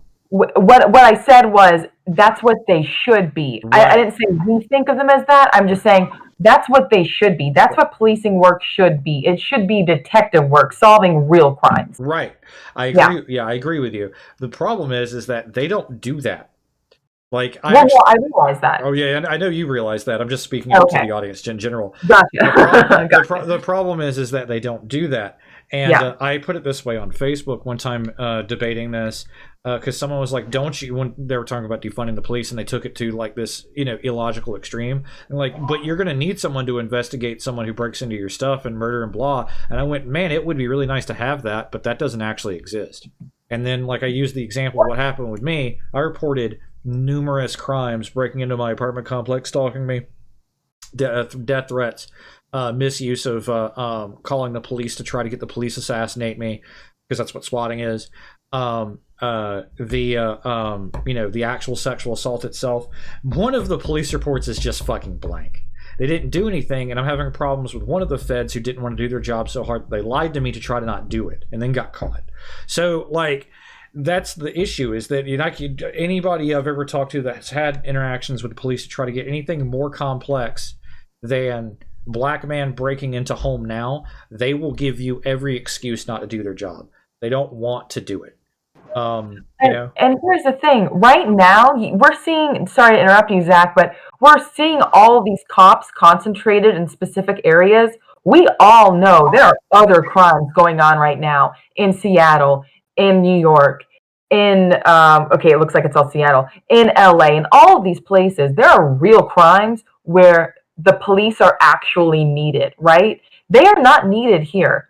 They are not needed to corral the protesters, to intimidate the protesters. So it goes to your point, Zach, that the police really aren't here to protect and serve, to solve crimes. They're here for intimidation and control. Right. I 100% agree with you. And it's the problem. Like, I cannot think of a single time in my entire life that I have contacted the police about a very real crime that I'd not have to do 90% of the legwork to get anything done. And even then, most of the time, nothing would be done about it. And it was never anything super complex. Like, my issue has become complex because there is so much inaction. But I have like chat logs and video and audio recordings and admissions by the people who were at fault and like everything that you need. And I have a 256-page report with a timeline and like all the inline evidence. Like, I've done your job for you. You want to write your complicated reports of paperwork you never want to do? Police, investigators, feds, the school, everybody, cool. Just put your name on the top of the homework I did for you. Follow the point-by-point timeline that I gave you. And then I even put the laws that they broke out of the research I've done on this third page. So I literally have made this a coloring book that you have to fill in. That's amazing. And then you can call it your own Mona Lisa and take all the credit for solving the problem, and then the problem is solved. And they still wouldn't fucking do anything about it. And that's the way it is for most people who have a serious problem. There is no such thing as what you see on Law and Order. There is no, desk where they're like actively trying to go through this massive backlog of stuff. Like, no one's doing that. They go through these and are like, what is the way that I excuse myself to not do this one? Oh, that's where the fucking like typo is in the report number. All right, gone. Cool. Did this sit on my desk for more than 2 weeks because I didn't do my job? Great. That means the timeline's gone. I have to do that in the trash. Like, what's the next thing that, and so like the idea of a police force that actually polices, that's great. I'm for that. We don't have that. And that's something we need to be pushing for. Piggybacking off of what you were saying, Zach, I know many women who were having issues with stalkers, and in some cases, I have a couple friends who were raped, and either the police, when they said, "Hey, there's someone stalking me, please help," all they said, basically, they were like, "There's nothing we can do." Yeah. And it's like, are you kidding me? I think some of them were told get a restraining order, but others were told there's nothing you can do, or nothing the police can do. And then I know, unfortunately, too many women, specifically, I know women. I think it's obviously a multi-gendered issue, that there isn't enough anyone can do to solve these crimes, that they get a report and that's it. That's done. They're done. Yeah. Maybe you might go to court. You probably won't.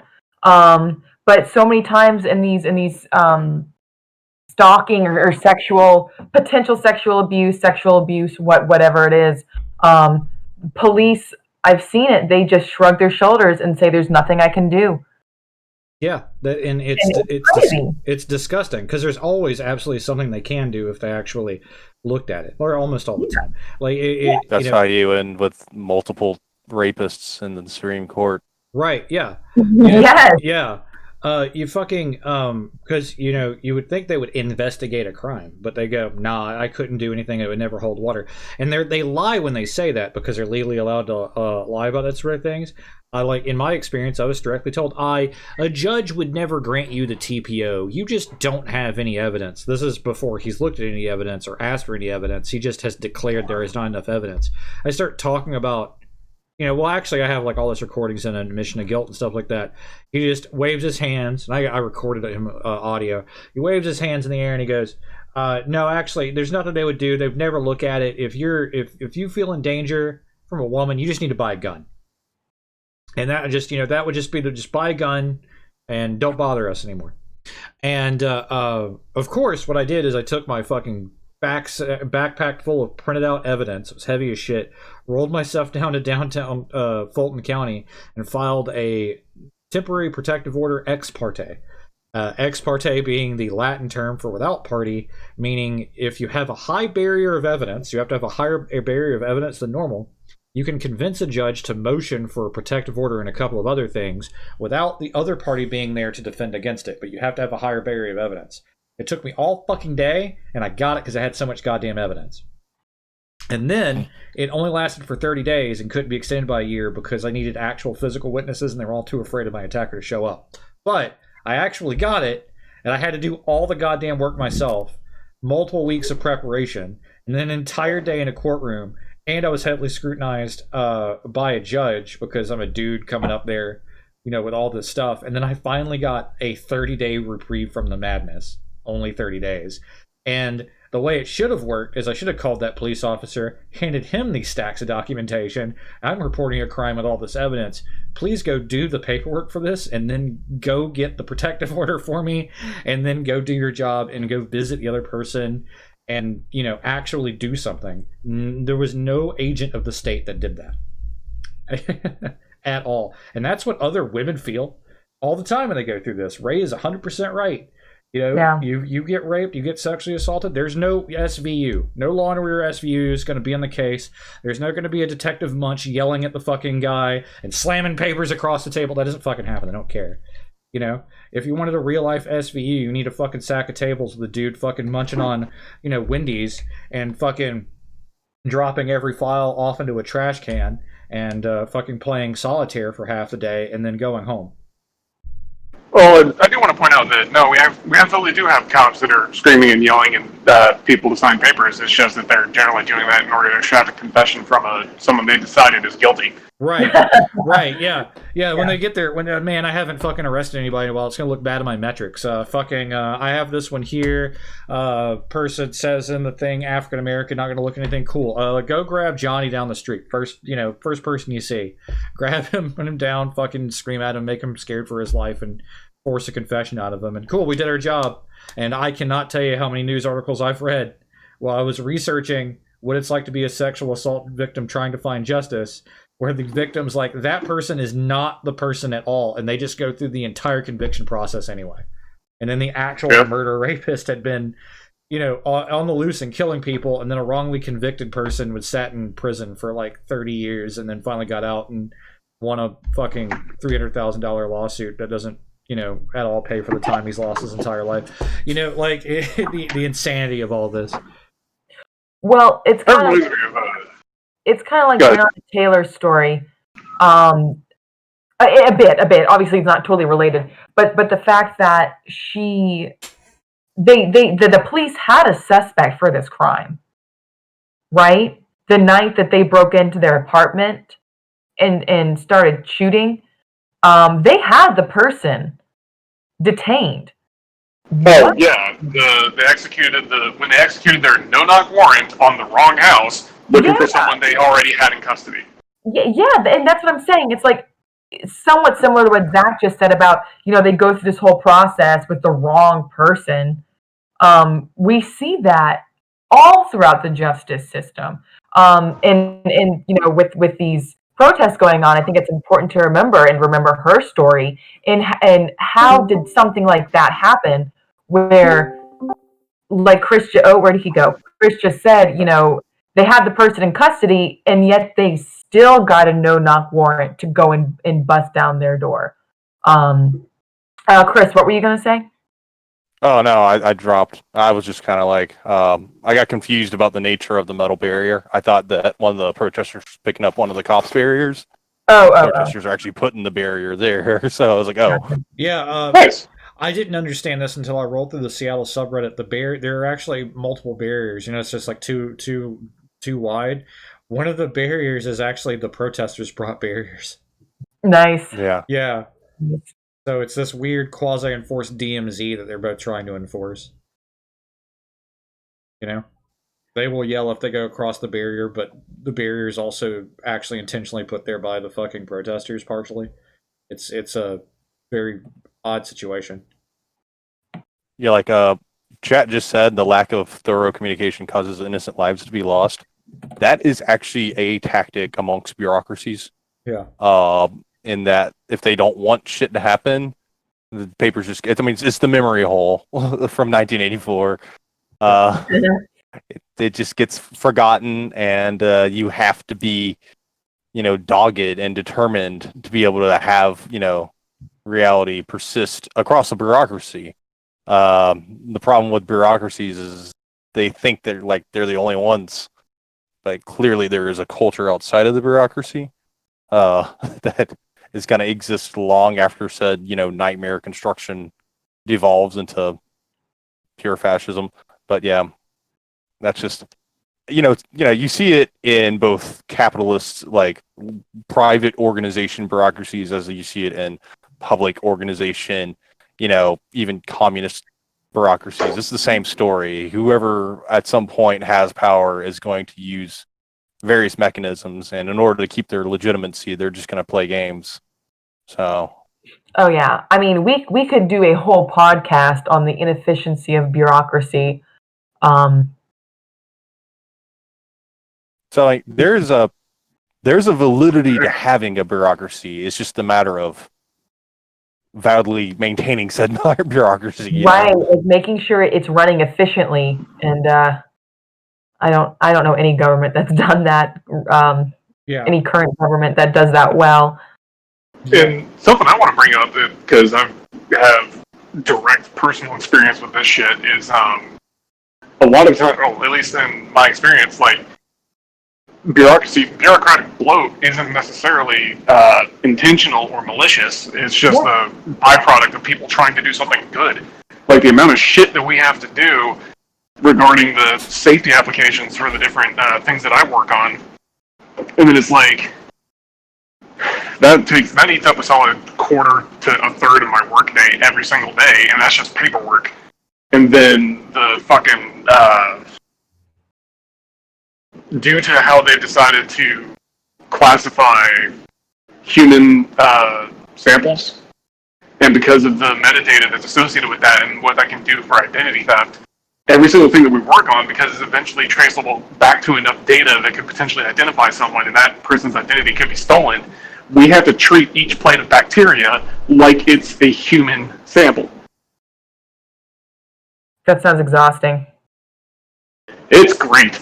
I mean, I understand the importance, but it just sounds exhausting. Yeah. Yeah, no, that's I mean that's the point I was trying to make is that a lot of this is safety of some kind or another, but the problem is these things compound because treating each one like a human sample has a lot of different informational requirements, so that the data remains secure and hopefully doesn't get leaked or stolen. And then because we're also compounding that with our safety trainings, we've got different ways that we have to, like, for example, if we're trying to pull something out of a frozen culture, we have to do it in a biological safety cabinet, which just creates its own interior airflow. But in order for that to actually properly establish itself, after you turn it on, you have to wait 5 minutes. But then once you're done waiting that 5 minutes, you also have to decontaminate it before you start working in it. And that takes another 5 minutes. And then you have to wait for it to establish its airflow again for another 5 minutes. So if I want to pull something out of frozen, that's 15 minutes alone of just waiting. Yeah, that's crazy.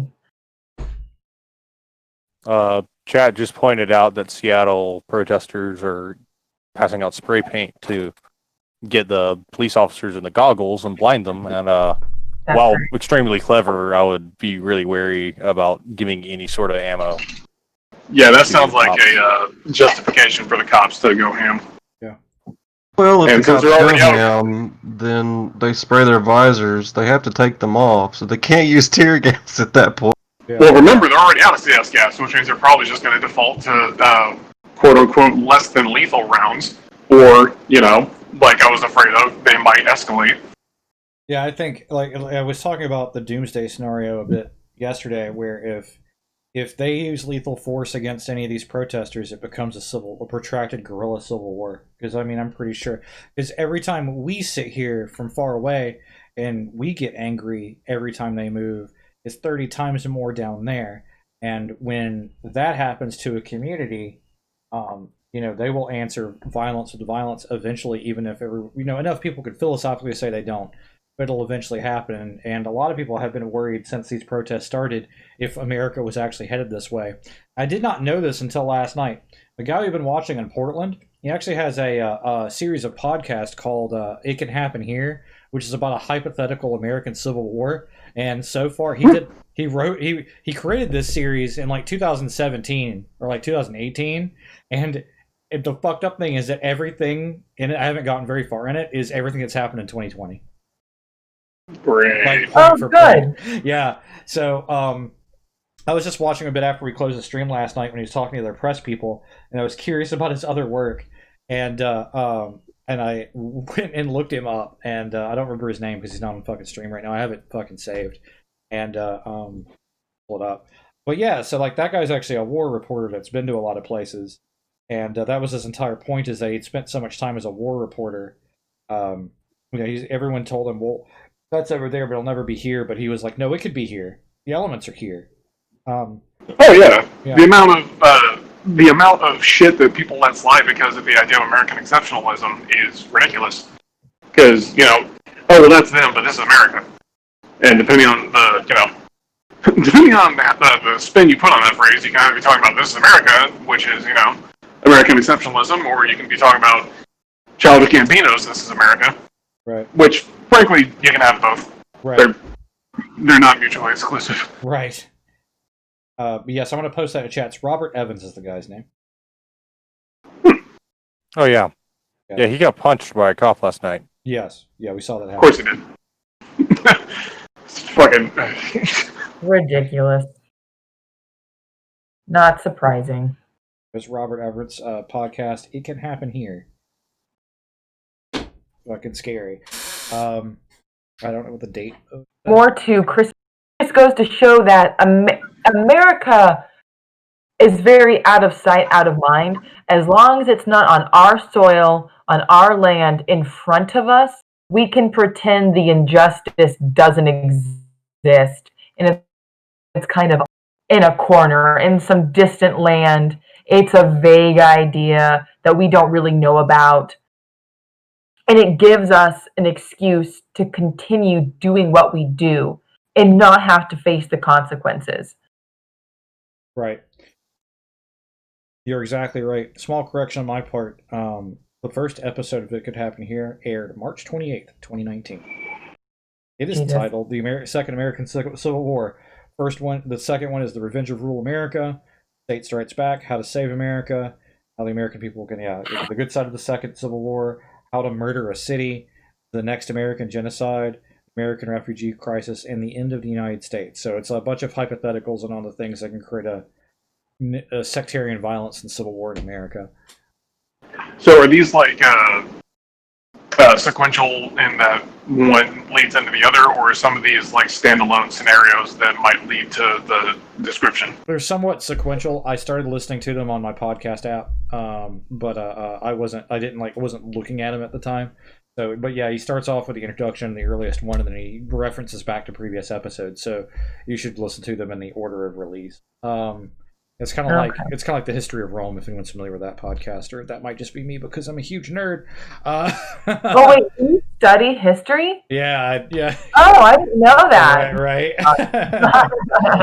Yeah, but yeah, no. History of Rome is also a really good podcast, and that's another one where every episode is an individual incident, but it moves forward chronologically.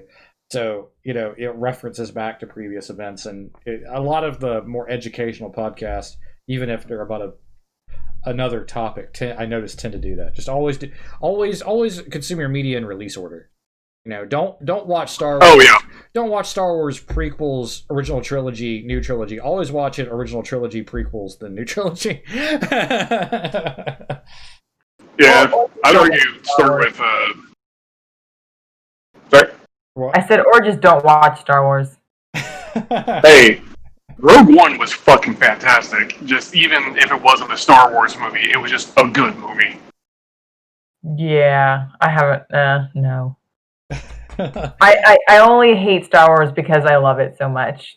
It's like that child disappoints you, and you're like, you could have been so good. And yeah. Oh yeah, the loss of potential, or squandered potential. That's what kills me most, honestly. Yeah. Yeah, I know exactly what you're talking about. Are you talking about Luke Skywalker's fever dream, the last 3 movies? Yeah. Oh yeah, because you did spend a long time under anesthesia getting that fake arm put on, huh? Guys, we all know there are problems in every trilogy. Oh yeah, for sure. Yeah, but back to the protest. We can have a whole another podcast about Star Wars, which I'm fine with doing. But yeah. Well, in the chat, there's mention of the Leesburg Stockade, which is an actual real thing that happened in my hometown of Leesburg, Georgia, which is adjacent to Albany, Georgia. We just all call it Albany, which is an actual event in which a group of African-American preteen girls were arrested for protesting racial segregation in Americus, Georgia, and then were imprisoned without charges for 45 days in poor conditions in the Lee County Public Works building. Yes, that actually happened, and it's horrifying. And the Albany movement, yeah, they had no running water for 45 days. And then the Albany movement, which my dad participated in on the side of Martin Luther King Jr., was the first one of the first major marches. It was also the failed march that changed the rest of the way the civil rights movement was organized. And what's horrifying about that is the black community, a large amount of it actually sided with the segregationists. And the police chief on the white side used insidious insurgency tactics by arresting people who were sympathetic and collaborated with the civil rights movement in the days leading into it, and then made sure that they were jailed in various disparate places. But the actual march went with absolutely no interference, so to artificially make it look like it was more of a failure than it was. They are dismantling the new barrier the police put up. Nice. Great. So the spot that they moved the barriers up to, that was originally where the protester line was. Right. So on the subject of black individuals siding with the people who are oppressing them, it kind of reminded me of how conservatives like to trot out a black person in order to sell a narrative. Candace Owens springs to mind. And one thing that always pops up in their arguments is that how dare you tell me that, I don't deserve the things that I've got because everything that I've been given is due to affirmative action due to the color of my skin. And so they always have like this warped logic of, oh, you're telling me that I didn't earn the things that I worked for, and instead I got them because of affirmative action and the color of my skin. That makes you the real racist. And it's just like, Right. what the literal fuck? Yeah. I mean, so just going with this general sense of conformity, and like how it worked even like in Soviet Russia as well, is that you didn't have to be any good at anything that you're fucking doing as a job if you're willing to parrot your boss's lies and walk right along with what everybody else is damning you to say, then yeah, you got your job still, and they're gonna say, "Oh, I worked, to earn this job." It's like the work you did was that you sold your soul. So, I mean, but yeah, I mean, I'm just kind of reading along in the chat as well as listening to you guys. I mean, I'm from Brunswick, and given the circumstances, I'm honestly disappointed in myself for not going down there in the past couple months just for the current events, but my own circumstances prevent me from that. But yeah, having been raised in Brunswick and having gone to what were formerly the Black historical schools during segregation, as a student, as a child, post integration, I learned the hard way essentially of how bad white Americans' attitude is about what's happening in Black America, specifically so that in that town, what was essentially the Martin Luther King Boulevard, is much like Freedom Parkway is up in Atlanta. It's a massive highway that just drives right through the Black neighborhood, tore down all the Black neighborhoods to build a highway. And so the kids would have to walk across a 4-lane divided highway to get to school because the bus wouldn't go through their neighborhood. And, the people were like, why are these kids in the road? Why aren't their parents taking them to school? Because their parents are already at work, Yeah. But yeah, there's a complete choice of ignorance, even amongst the upper, or even amongst the blacks that are of the upper class, particularly because they don't have to live that existence anymore. And, after one generation or so of that, they're just going to be like, why can't they be like I am? And that was always a particularly offensive notion. Like, even if it wasn't said about being, any particular race, when somebody just says, why can't you be like I am? It's just like, it's my fucking human. Oh yeah, that smacks of that.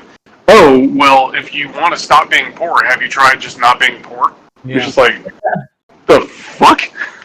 Well, it goes back to the pull yourself up by the bootstraps, America exceptionalism, lies the elite class have told working class to make it seem like a real option. And I think I mentioned this a couple nights ago. As long as the promise of wealth and prosperity and social mobility is dangled in front of people, they will work within the system if they think they can get that carrot. Yeah. And instead of forming a movement together of trying to make real gains for the working class, we all just kind of fight amongst ourselves in order to get those few carrots being dangled in front of us. I think part of that is, it turns out that social revolution is really fucking hard and frequently dangerous. And I think that's and you can't really blame people for wanting that security, because the entire thing that, we do in our lives is just try to get to a position where we feel secure. Like, it's just what we do. Unless you're like a crazy adrenaline junkie or something, but that ain't me, so... Anyway, But they use that security as a weapon to they absolutely do. Yeah, absolutely, yeah, and I think that's the biggest problem. Like, of course, we all want security, right? Yeah, and the upper class knows that, and they're like, oh yeah, you don't have to change anything, it's just you just have to work hard, you need to be just like me. It's just like you said. Yeah, absolutely, and it's a big problem. If you don't mind, I would like to plug a book I'm currently reading. Going back a couple conversations, it's called Lynching and Spectacle, Witnessing Racial Violence in America, 1890 to 1940, by Amy Louise Wood. It's a very sad book, but I couldn't tell from the title. right. But it's such an important book because like I said, the date, it covers 1890 to 1940. So it seems so long ago, but so many things that are that this book covers are happening now, and it's very scary to read things like that. And Zach has pulled up the lynching in Lee County that he was speaking of earlier. That made me think of this book. Yeah. This book might cover this. It was posted. Actually. It was posted in chat, and I thought If you look further on, there's a second little article at the very bottom of this particular list, right here. If you scroll down just further, not like on the right side, you see how it overlaps. Yeah. And no, I thought that one. This one. It's that the whole article is right there, but you see how they use the term "Darktown." In In other words, where black people live in town. Yeah. That's fucked. Yeah.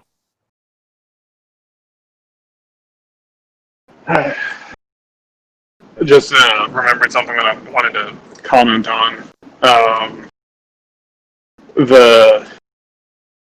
Just like as a discussion tactic and a way of like looking back into how to engage with people who don't see this as a problem or don't believe that the problem exists. I do not recommend trying to take the moral stance or trying to morally shame them because they already are of the opinion that they are correct and they are the moral ones, and you're just not going to be able to budge them out of that mindset or position by trying to make them care about other people. So that's also, biased by the fact that I lean towards data-driven information. So Yeah, I want to thank Miles, by the way, who's been posting these in the links. These are great. To note, been great. The bottom left, somebody just drove a car into the crowd in Seattle. The reason the guy just minimized it is because the person got out of the car running as if he had a gun. So I think he minimized it to prevent us from seeing murder. But yeah. That guy, the person literally just zoomed in. I'm gonna you see? Audio. We're gonna go audio in real quick. Looks like they're arresting him now.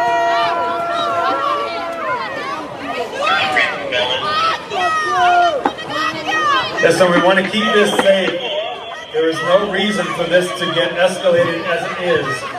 Please return to the other side of whatever fence is left, and we want to try to make sure everybody stays safe. We are just holding our position here. We want people to stay safe.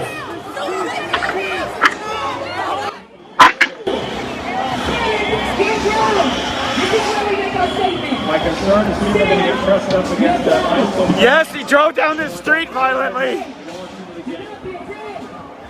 I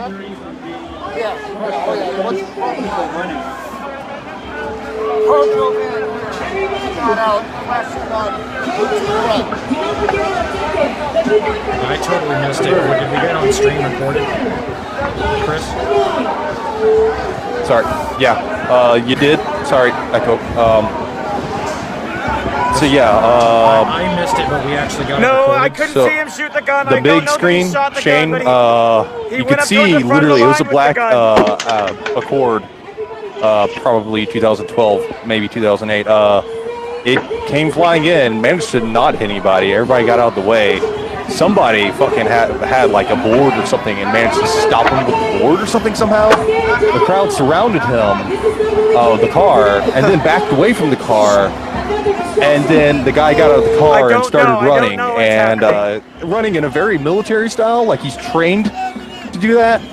So whoever it was is trained. And around then was when Shane or Woke minimized it.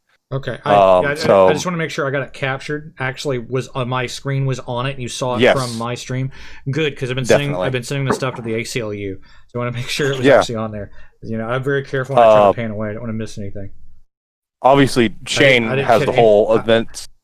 By the time he brought it back up, I couldn't really tell. It looks like nobody managed to apprehend the person, but at the same time, it looked like there were almost like National Guard people in the crowd. I don't know. There were some green people in the crowd. So, fuck, I don't know how that happened. The guard has been pretty pro-citizen. At least, I don't know if that's been the case in Seattle, but like, when that dude in Buffalo got shoved over and cracked his skull, the only people who went to actually help him were guardsmen. Yeah, if you rewatch the one of the angles from when Friday night when the Atlanta couple got tased. Beyond the Oh yeah, the guy. One of the people there was a National Guardsman. He stabbed all. Yeah, he was the one that was. Yeah, he was one that was putting out the There's tires. medics on the scene. Yeah. The police are announcing that they caught that guy with the gun. Okay. That's good. Where did you get that source from? So we can get them medical aid. Audio, I We guess. have the Oh, person okay. we believe had the gun, and we have the firearm. You can hear the But if somebody cops got hurt, saying that please help us to get the that cops were like, person "We're here to for your 11 and safety." Pike so that we can get them medical attention. Well, what I was getting at is that if we knew where that was sourced from, we could bring it up on stream. You got it. Oh, you got it. Facebook. No, that's a different one. 11th and Pine, it's up there.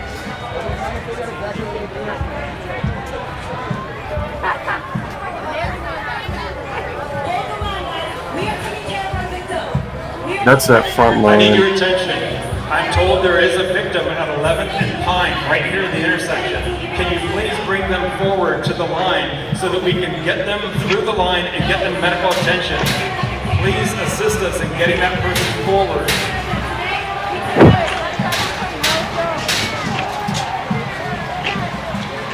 But yeah, you now see, obviously the mindset is drilled into civilians that they are going to be somehow excusable for attempting to run over a throng of people. Well, I mean, we've already seen that in Charlottesville. Yeah, exactly. Like, this isn't new. Listen. I wonder if he probably rented the car. You wonder, like, exactly how prepared he was to pull that thing. There's going to be a lot in this statement.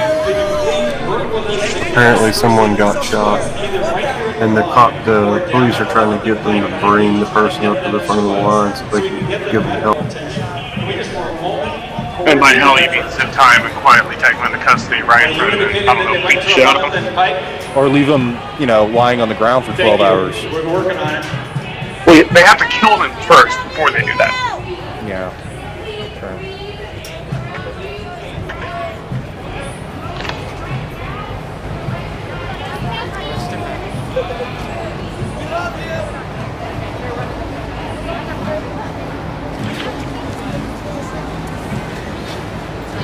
It looks like they might be using this as a reason just to approach the crowd and agitate them, potentially.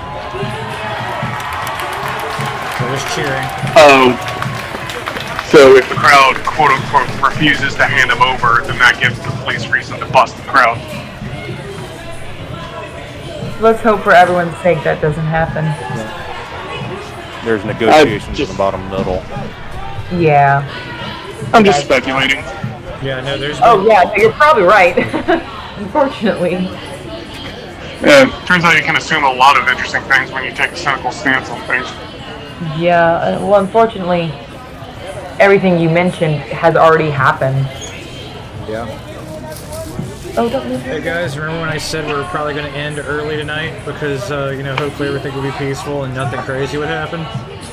So what I'm hearing is you need to stop saying that. I know. I'm going to stop saying that. You knock your shit off. Oh, someone lost their umbrella. Well, that's assault, so now I have to clear the line because the umbrella is the fucking weapon mass destruction. Right. It looks like they let the essentially unarmored cop in. Yeah. But the other two are not going to be allowed in.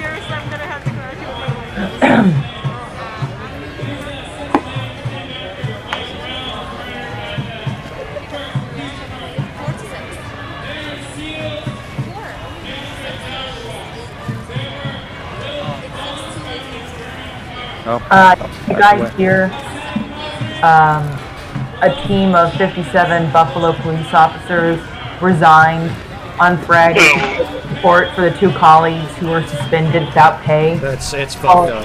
It's so, Yeah, you guys hear about that? Yeah. It's so Oh, fucked yeah. up. It's so fucked It up. was, I mean, The one good. that Resigned. well, the thing that I've They seen, resigned from their position. They didn't resign from the force, force. right? Yeah.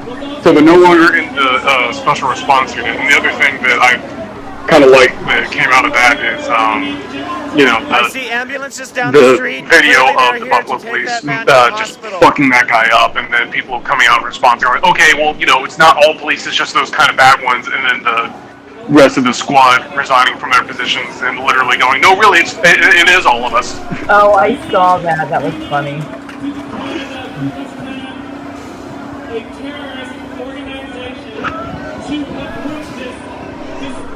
I mean, there's always going to be people who defend fascists and the neo-fascists. Yeah, and the people who are comfortable with the position that they have, or they're afraid of losing security. Yep. Yeah. I mean, it includes plenty of people who are not comfortable with anything that they were there in. They still think for some reason that's the solution. They're comfortable with how it treats their ego.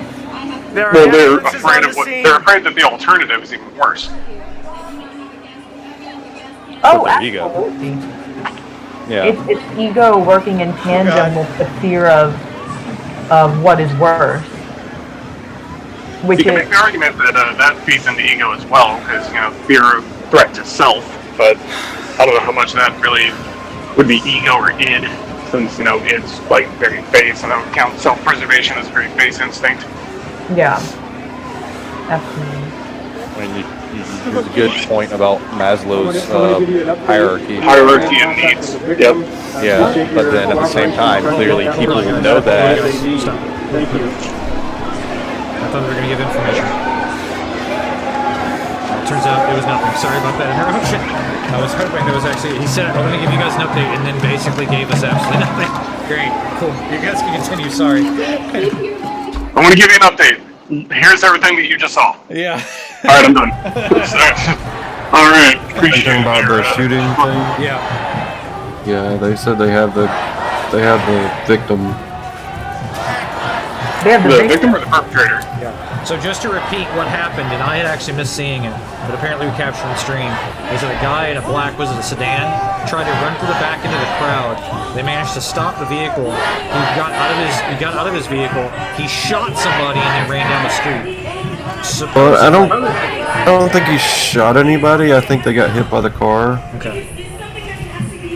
Well, I mean, this is something that just happened in a chaotic situation in the first place. Yeah, so there's we're not really sure. Yeah, reports of a firearm. Someone was injured somehow. All we know. But the person that got injured, they said that they had gotten their hands on him and were helping. Folks, I don't know why all those folks are running to the west. Can we get an update on Damien? How he's doing? He's back. Damien's doing fine. He just feels beat up. Yeah. So down in the right, we're actually seeing what's happening again. Oh my god. Oh. That's not again. That's happening. It's the second time people are running. Flashbang? But the police were like, we see people running. What's going on? They're trying to figure out what the hell's going on.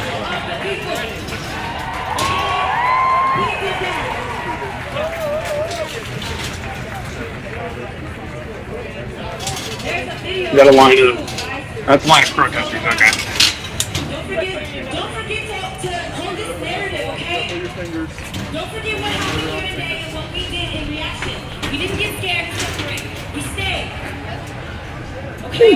Do not forget this victory. That is 2 days in a row we had a victory. 2 days. More and more I'm seeing we're getting more and more of our streets back every day, are we not? Excuse me, I need to interrupt. I apologize. I need to interrupt. Listen, if we are getting reports that there may be more people that are injured. If that's the case, I need you to call 911. So to know, most of the feeds currently right now are all Facebook feeds, and there's a YouTube feed that popped up. I don't know what the TV is. But there's a clear issue with, our very centralized forms of broadcast or rebroadcast. You know, like, I'm just old enough to have played video games online where everybody had their own server, and you connected to the server and you just dealt with the problems, you know. But nowadays, literally everything is, you buy into a service and you expect to be able to get along with the service, and most of them let you do whatever the fuck you want as long as you aren't doing something actively disgusting.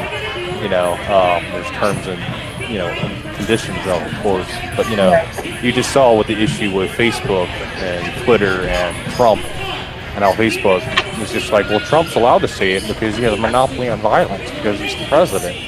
Like, what? Well, no, that's just social theory. That's not or governmental theory. That's not anything about the. Oh no, but that was entirely Mark Zuckerberg's statement about why he didn't do anything about Trump talking about when there's looting, there's shooting, whereas Twitter at least did something, right? Oh yeah, this violates. Conversely, yeah, there's plenty of people who have posted recent events regarding Trump's base, things that he has done throughout his life that's only recently being unveiled, and it's getting it's getting taken down because it violates terms of service. Yeah, for possible sexualized, like too much sexuality, you know. So like they're coming up with excuses, and you know, it looks like, you know, at least for the moment, you can always stream a protest on YouTube and Facebook, but how long will it stay on there? Well, Zuckerberg has also made it very clear that he has zero interest in doing anything that might cause his number of users to decrease. And I think that might just be because he's trying to hold on to as many active users as he can for a failing platform. Yeah. So I'm not trying to make an excuse for him. It's just I don't think it's necessarily that he's conspiratorial and on Trump's side. It's just that he's doing literally everything he can to stop the bleeding. Yeah, he's being essentially, well, modern media technique referred to it as being cynical, and I always am confused about their use of the term. I refer to it as being craven, because it's just like not really concerned with the consequences with the rest of the world. It's just doing it, just fuck it. You know, like, because you're concerned about your own consequences. I mean, they might be right about using the term cynical, but having, you know, been somewhat cynical all of my life, in that if you show me something that seems illegit, I'm gonna fucking, you know, bust your chops on it. You know, like. Well, like, cynical is always assuming the worst, and that everything is. I think I think the problem is that he made a calculation devoid of any kind of emotional or moral consideration, and they decided, and the media decided that was what cynical is, but instead that really just means that he's being a good capitalist because he's concerned about nothing but the bottom line. Yeah, and it's craven, making robot emotional, like, no emotion, no morality. Like, yeah, like, I mean, it's because of Machiavelli's The Prince that people think that being amoral is the right way of running, you know, operations, but it's not. Right, you know, okay. it clearly causes problems. All right, guys, sorry to interrupt again. I have confirmed that was actually someone who was shot. They were shot with a firearm. The suspect is in custody. One person was injured. They've been taken away by an ambulance that was organized for the protesters. Looks well like you didn't even need the cops to deal with the guy. So some of the other reports that I'm seeing is that the guy who ran in the military fashion, he was running with his gun pointed up. Is that what you saw, Chris? That's what I'm hearing here? Roughly, like, yeah, he was hunched over in a, you know, like the manner that you're supposed to run if you're actually on a scramble. Yeah. Well, he's a paramilitary idiot because that's actually bad for him. Yeah, I was about to say, you're supposed to be pointing your firearm to the ground. Yeah. Yeah. Unless you're trying to kill something. I didn't see the gun as much because it was probably a pistol, but if anything, or maybe it wasn't a pistol. I didn't see it as much, but like, he was barreling essentially forward, and that's but yeah, like you said, you're pointing it up, then yeah, it's like You're not preventing anything. At some point, You're introducing yet more chaos. Do we know how badly injured this person was? We don't have any other information, and the only audio we're getting from there is the organizer trying to get everybody rallied so they don't lose ground. So we're not getting any other information whatsoever. I guess that we're probably not going to know anything about the person who was injured until at least a few hours. Yeah, we're not gonna go that information. But yeah, so It's it it's really gonna be like tomorrow night. On the face of it, it really looks like a agitator came in to try to hurt the crowd and then shoot somebody, and then managed to hurt one person after stopping him, and then he was apprehended by the police. And the other thing is that, Keith, you're right. When they were talking to the police in the front, they were told to call 911, and that was I was confused because I was like, why is the crowd so against the police coming against the line? And I was thinking it was just that it was like other Zach said, that they were worried about this being like a casus belli for them to take out the whole protest. That's not the case. The police actually refused to intervene. Oh. They refused to intervene and told them that they had to call 911 to get somebody from outside of the protest to come and help them. So instead, what has happened is that the protesters had to, for the second time, organize themselves with the ambulance drivers to make sure that person got into the hospital. And it was the protesters who detained the person and then handed them over to the police. The police who were there in front of them under the excuse of protecting everybody refused to act on behalf of the protesters' safety. This is the There we second are. time this happened. This was mentioned last night when the guy was yelling and he was explaining stuff. The guy was very, very good in the microphone, and he said this crowd parted like Moses for the ambulance, and they refused to move. So that's a pattern of behavior that the police on the other side of that barricade are only there for intimidation. They are not there to help the people there, because when there's been 2 medical emergencies and 1 attack on the protesters, they did not budge and openly refused to move. Man, I can't wait to see people on my timeline tomorrow praising the guy who rammed the protesters as a hero. Oh yeah, did you hear about the firefighter who people are calling to get fired because he decided to make? Yeah, because he was wearing a shirt that said "All lives splattered, don't stand in the road." Right, I think you shared that to me. Shit, it's just. No, I didn't. But my uncle shared that meme before I saw it as something that firefighter was wearing. Yeah, so fucked. Well, and it kind of goes back to what you were saying earlier, Zach. In your personal case, you did all the work for the cops. These protesters are doing all of the work for the cops. Like,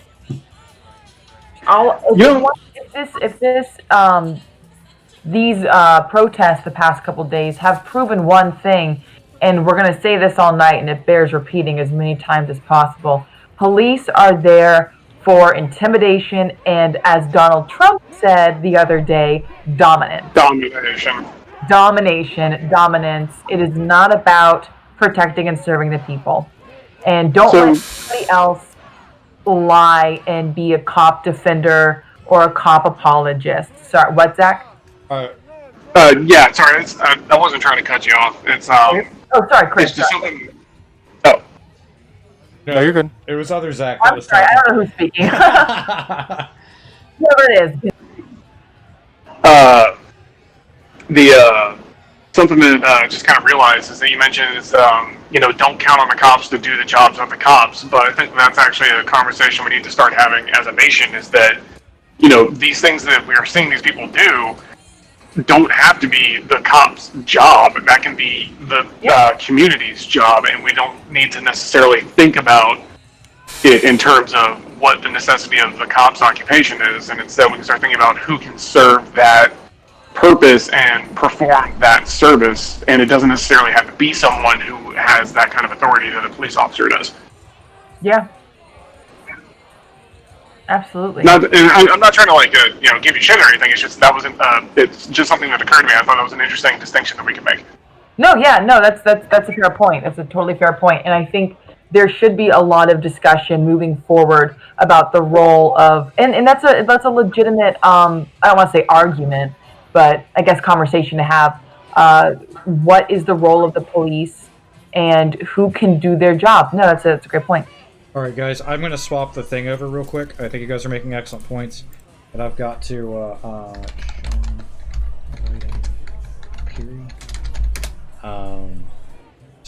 this Periscope profile. Live. Loaded before. Damn it! Of course you're not. Oh, why? You're on my other computer. What?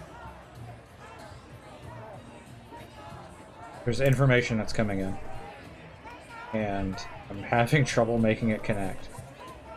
I wouldn't trust any of it, honestly. Well, they're talking to the police officer and giving a report. Yeah. Yeah. Well, still, that could be revised Yeah, later. it sounds like there was just a Well, yeah, no, this shooting is like here in talking about right here. That's Capitol Hill at the Oh, okay. one of the guys that was in the feed that we were protest watching, but there down the wasn't. street here. Somebody tried to drive a car into Well, still, Oh, you know, hold on, guys. the that's 11th still and gonna stand Pine by. intersection. There's the car.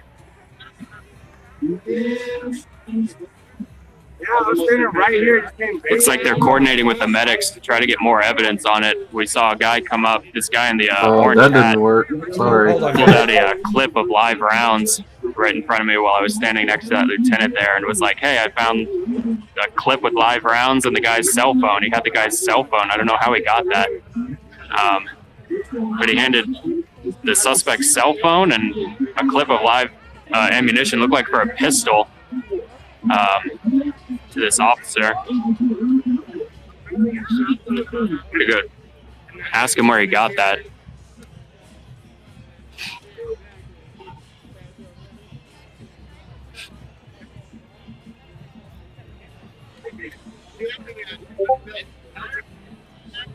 It's just one guy from what I heard. That's a good question. I only heard that he got somebody took one round in like the stomach. Where did you? He did the shooting. He was the one person who did the shooting. Yeah, that's what I gathered. He did one shot actually, and then he shot the other one with the second. He did two shots. Sounds like he's reporting 2 shots. That's all I've heard. I didn't witness it directly. That's all I've heard is one person. All right, that clip is really good, Keith. Where did you find those that clip or those rounds? In his car. Oh, you found it in the car. Okay. And the cell phone was in the car too? Went into his car.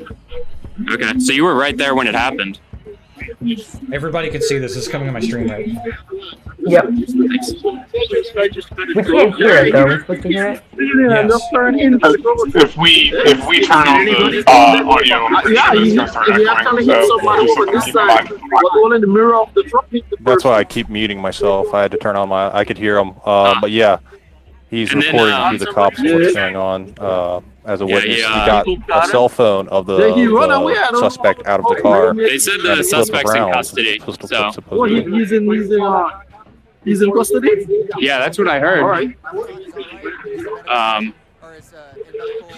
Yeah. So what did you see? Were you right by the car when the shot I went saw off? him came down, and he drove into the crowd, and immediately I run behind.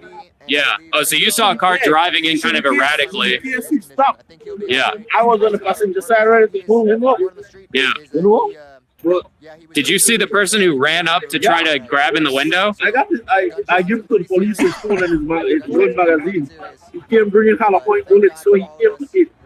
Okay. This guy said he had hollow point bullets. So he gave so there was just one guy who reached in that passenger window and he got shot once, you said? Or- He reached not the passenger window. He reached in the driver's Oh, the driver window. He stopped him Okay. from drive into the crowd, and he got shot in his stomach. Okay. And you said there was a second shot as well? Where did that I shot don't think go? it hits nobody. I think he just empty a shot to get the clear and to run. Okay. What happened to the gun? I don't know. I think he hold his gun and run with it. But it's an army issued gun. So somebody from the army give him that gun. As goes 9 still at 4. What kind of gun was It's it? an army issue 9mm. How do you know it's Army issue? Those are built for the army. How do you know it's Army I issue? won't tell you how I know that. Okay. Okay. It's like an M9. Anything else that you saw that? Okay. Oh yeah, he was gonna get. Okay. He was gonna get. Do you find anything else in the car that was in? Okay. It's just the phone and the hollow point bullets and a magazine. The guy who got shot goes You see the police helicopter right above us here. Okay, I'm gonna cut from this for a minute. So that guy claiming that the pistol was Army issued, and he did have a clip. We saw him walk up. He had a clip full of hollow point bullets that he handed, along with the cell phone that he said he got out of the car. Okay, I'm gonna I might return to that. I'm gonna pull the information that Keith just gave us. Keith, could you put that Twitter in the? Well, maybe I can do it. You guys still there? Hello. Is everyone there? Yes, thank you for doing that. Ray, you with us? Yeah, I unmute myself and totally accidentally saw myself out. It's okay. You're good. You're good. All right. So that was a more eyewitness account of what happened. We're gonna pull up on the stream right now. This is a disturbing video, even though little essentially happened that would be technically violent. It's still to watch him just walk through the crowd like he totally that. has a gun. He's got an extended magazine. It looks like an extended magazine Glock 19.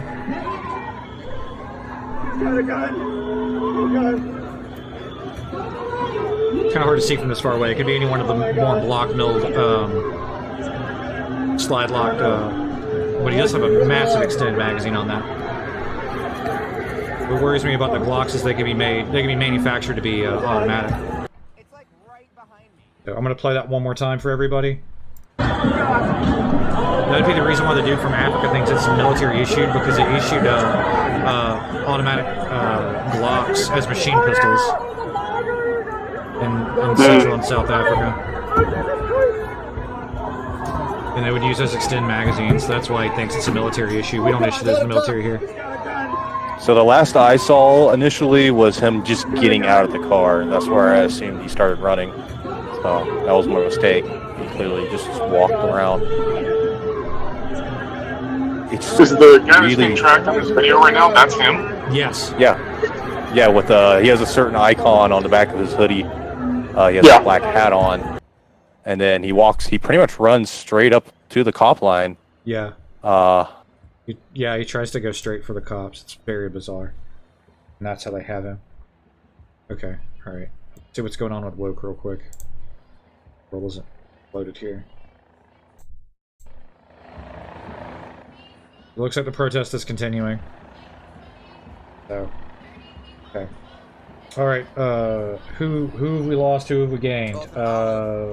Ray is muted, but there. We got Keith, we got Chris, we got other Zach. Okay, we're good. I just want to make sure. Sorry, that took a lot of effort for me to pull all that together. Thank you, Keith, for getting that amazing footage. And then I had to search for the Sean Whiting's actual thing because they're talking to police. I can go back over to that. In fact, I think I will. That seems more pertinent. One comment. A man is in custody. That's the hell of a euphemism for on the clock. Oh, that's fucked up. And at that point, about 4 medics. And that was a white man, right? As far as we could tell. Oh, definitely. Saying that you saw the That was he was wearing whatever whatever his group that he's apparently part of as a hoodie. You can tell because he has arm things as well on the hoodie.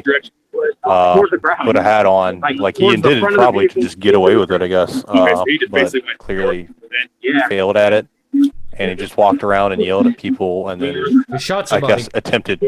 Yeah, he shot one person. That was the person on the ground, where somebody else was. The person on the ground was just nothing. And that's Yeah. about all I you're want gonna to point throw. out that just the After fact that, that he you ran guys- towards police is not everything evidence you he's just an kinda block off the instigator. car so It's that's entirely it. possible that in the crowd he got confused, ran up to that line, and So- was like, "Oh shit, there's the police," and made a right. You have a case number for it, but Yeah. just It's also in case you entirely have a question, possible remember he was being just held, suspecting that I'm gonna his give skin you tone my would name prevent on him it, from being and shot on you sight. feel free to Right. speak, and then I'll get called back to you. Yeah, he did get shot on sight, so yeah.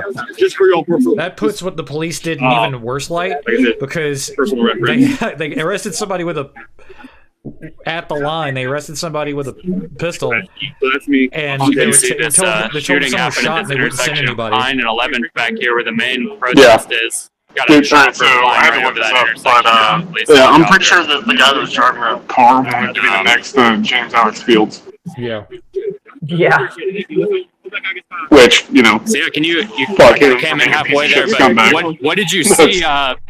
I heard somebody came around Yeah. the corner here, drove into the crowd. it's the exact same fucking kind of situation too, because Yeah, you know it's protesting police brutality and Hold on, James Alex guys, Field. right. And, guys, let's listen to this guy's my girlfriend witness and her statement real friend, quick. and I noticed the car coming, pushed them out of the way, looked back, and the car was right there. Heard a shot, saw him shoot the guy. Did the guy reach in the driver's side or the passenger No, side? So by the time I looked, he must have had it either in his door or on his lap or something. 'Cause he just went up.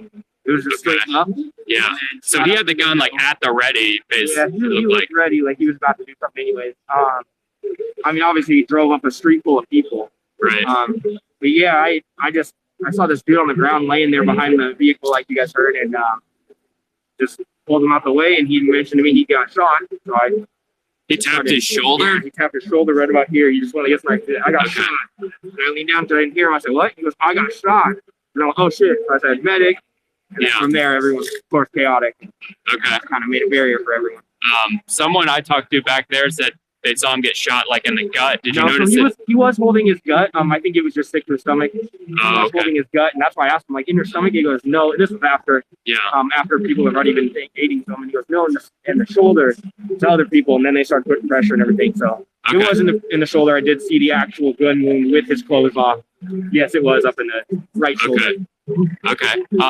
Did the car impact anyone when he drove in? Not that I saw. I didn't see any impact. I did see people, of course, throwing stuff and hitting the car. I did not see him hit anyone. At least to my knowledge, he could have. Yeah. I do know he fled the vehicle though and took off. Okay. He took off right into the crowd at that Crowd, yeah, intersection. just like kind of hid in the crowd. But I guess, to my knowledge, I guess the police got him. I'm not sure if that's 100% correct. But Yeah. Okay. I heard. Yeah, I did hear suspect in custody. From a friend. that's just loaded. Yeah, that's what they're reporting. Who knows? But People call me. Honestly, I was thinking, try to people looking at a car to bill me. That's what I was thanks, man, for the testimony. Yeah. I thought that since he's gone out of the car and ran that, I was like, fuck, bring it, blow him. Like, he just stood this thing here. Yeah. But, yeah, so far it's just sitting there, so hopefully not. Were those? I noticed there were some like flyers or like pieces of Yeah, I think literature I on the think car. Put that there. It wasn't They put that there. Okay, I didn't know if he came in with that or. Okay. But I guess it's the VIN number. Was it? That's where the VIN number is. Oh yeah. I don't know. There's a car did. His car. Yeah. No, I know. I just didn't know if that's where they were. VIN numbers are there. License plate. And then Looks like people pulling up and showing people the police videos of what happened.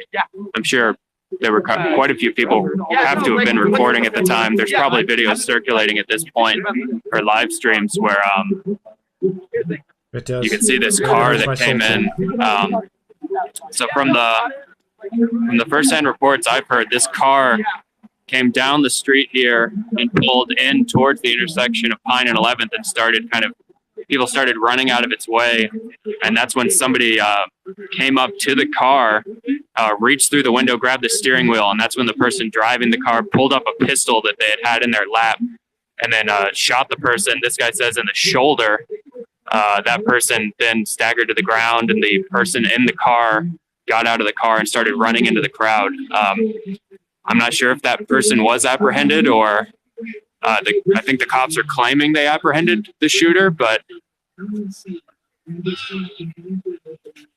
yeah, my name's Sean. Oh, really? Well, you certainly made it on. Yeah. How many people were around the car when this was going on? Like, yeah. Just in a general radius? Yeah, I mean, he just drove into like the side of the super crowded intersection. Yeah, there was. I mean, he probably had to drive through at least 300 people on the way up to the intersection. You can see they're towing the car away now that was involved in the shooting. Sure, they're going to try to preserve it as evidence. Yeah. And then I'm gonna go buy it. Did you see anything different than what he reported? Were you right there as well? Look at this way, some people. I hear boom, I turn around, I see the car comes flying. Okay, I don't think we're going to get anything super useful out of that for now. I'm going to keep it minimized, but we're going to go back to woke. What comments do you guys have? It looks like Thank you. it looks like, given the location of that, it looks honestly like the cops have cleared out the area, but in response, it must be not the usual area that we're used to watching though. So It was the still back people of on it. the top It was, right. the guy rolled through the middle because the line is so deep of people. The crowd's so deep. They cover two streets. The guy rode through the back end of the crowd, or the middle of the back into the crowd. That's why it looks like that. Yeah. Well, no, okay, so if we look at the lower left feed from Seattle, that building that said Stout, that's the one that he was right in front of when he finally got out of his vehicle. It's like down there. Yeah. It's like down there in the back middle. Yeah, I'm not a betting man, but I would, if I had to place money, say that guy just wanted to be the next James Alex Fields. Possibly. So, do you see the top right feed with all the different feeds in it? Yeah. Jessica Frost. In the bottom left of that, there's a blue tint, or a blue, it's hard to see. Okay. That's where it was. Oh, is that what he hit? He come up under, basically right off of the... Yeah, he pulled up right off of screen there, and then you could see the guys running behind the tent. So that is just the opposite view of what's in the lower left right now. Right. That's actually probably being taken from that building that has that Stout on it. Right, yeah. Yeah, that whole line of video that's there basically turns that corner and looks in that direction. This video, this live stream. Ray, what's your thoughts? You guys can see what's going on, but apparently he was honestly, just very similar to what the guys have been echoing. I don't want to make any speculations because obviously we don't know right now. But I feel like that guy was a cop. I could be wrong about that, but you could also be an extremist white nationalist. We don't really know right now. Right. I definitely feel like whoever he was again, not trying to speculate, but just my gut feeling is either what you just said, Zach. He is a white nationalist. He thinks he's doing something on behalf of cops. He's not part of the protest. He's trying to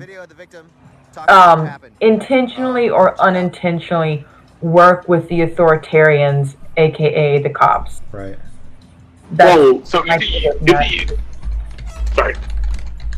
So I want to point out real quick, and again, it's too far away for me to make a positive ID, but this is the firearm it looks like he has. He definitely had an extended magazine on it. Like I will back you up on that one. Its profile looked like this, which is the reason why the guy from Central South Africa thinks it's a military. Thought it was the automatic. Well, he thinks it's a military gun because these are actually used in South Africa and Central Africa as commonly issued military pistols. So the link that Onium just provided says that it actually shows the shooting in the bottom left in chat. Okay. I don't know if we want to. Do you? I mean, No, it's actually it's probably a pretty important. We shouldn't really put that on stream. Oh, hold on. I want to review the footage, and then make sure you put that in Twitch chat as well, or I'm sorry, Discord chat if you can. Let me take a look at this. Yeah. Oh god, yeah, it shows them coming in. I'm just posting it up there to see if anybody wants to look at it. I appreciate all of you. I love all of you. I think I see. Yeah. Yeah. All right. I see the guy that got hit. There are links on my Facebook page for. I think it's okay to post because you can't actually see anyone get on the shot. ground. Aid stations such as this. There's one I don't know how to interface correctly with Cool. Twitter in order to drag like a aid station around the corner. There are many another aid tweet stations into behind this me. correctly. This has been Hold on, off Chris. limits So we're looking down here, guys. between 11th and 12th on the pond. And then he quickly There zooms are no out. residential buildings. We That's we the saw the gunshot. part where he got out This is of an the car. emergency Yeah, so you heard the gunshot. The gunshot happened at that point. The guy who goes down right here is the guy who shot in the shoulder. Yeah, with the red sleeves.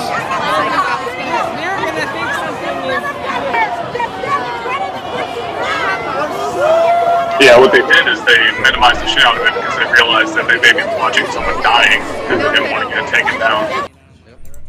Okay. So if we put that together with the other footage we saw, we get to see the whole thing. Because you can Basically, actually, yeah, because the other piece of footage you gave us earlier is the back end of that where he ducks into the crowd. They're looking for more bikers. So I think it's kind of interesting that the crowd was actually able to get like it's weird to me that he was driving as slowly as he was. I think he wanted to do a drive-by. He wanted to hit some people. He would do a drive-by. He had to slow down a little bit. I'm trying to load what you put in, Chris, on my other laptop. My other laptop is a Titanic piece of shit, so it's taking me forever to load it. It is not graphic. If anything, it's the actual gunshot victim. He's walking with his medic, who was one of the protesters. All right, we're just gonna. They got a tourniquet on him. He seems like. Instead of reviewing it, because my laptop is messing up, I'm just gonna post it live and take your word for it. Let's mute this for a second. Yeah, they actually cover up the wound with something else beyond the tourniquet. Right Further in that street is the license plate of the Honda Civic. There you go. I catch him, I punch him in the face. I hear the gunshot go off in my arms. I moved right in time when he reached for something. I moved right, but my whole thing was to protect those people. That's it. And my whole thing was to protect those people down there. Did you know? Did you know who it was? Did you know that person? It's good to see that he is as okay as he can be given the circumstances. Probably got like a metric fuckload of adrenaline in his system.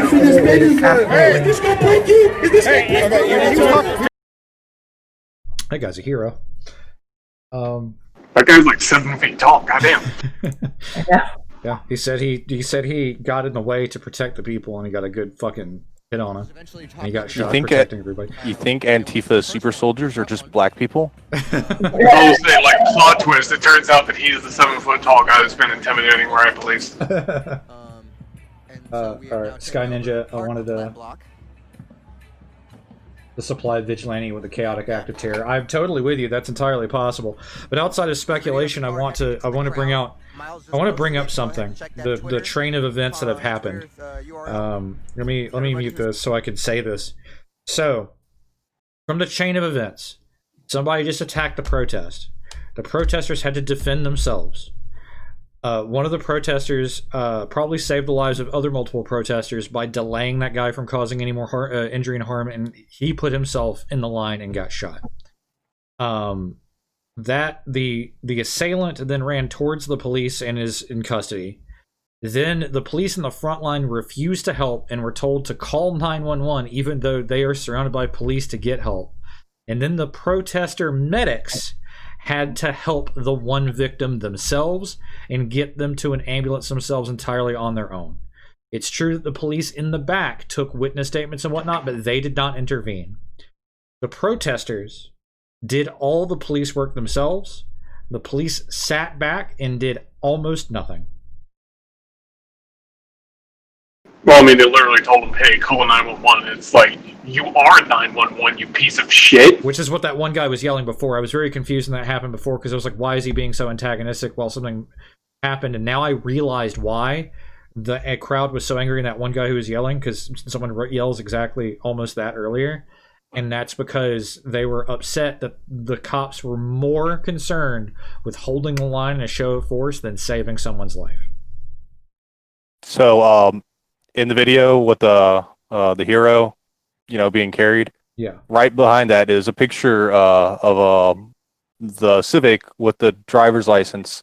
There is "Together We Are Stronger," plastic wraparound that you get with license plates. Yeah. One person claims it's Ironworkers Credit Union. So, I mean, they might be completely unrelated to this, but it could be a stolen vehicle, We don't. yeah, we know. Yeah, no, it's get the car, recreational vehicle you want to rate it, you can afford. So yeah, he rented the car from Ironworkers Credit Union. Nice, great. Cool. Okay.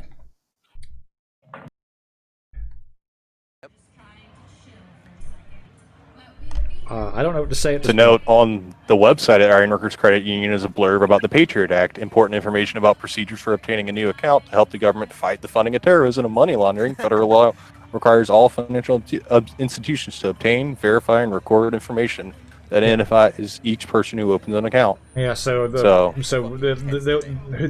identity of the person who did that will be found out. So we won't know that for possibly tomorrow. But yeah, so this has been an eventful stream. Yeah. Right? At least.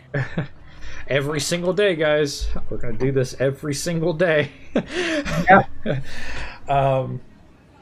And I need to send all this to the ACLU. I today, because I'm also backing this up in the cloud services, I manually download all of these and also upload these videos we make on multiple services. So we've got the Twitch VODs. Twitch VODs don't stay up forever. I also have it on YouTube.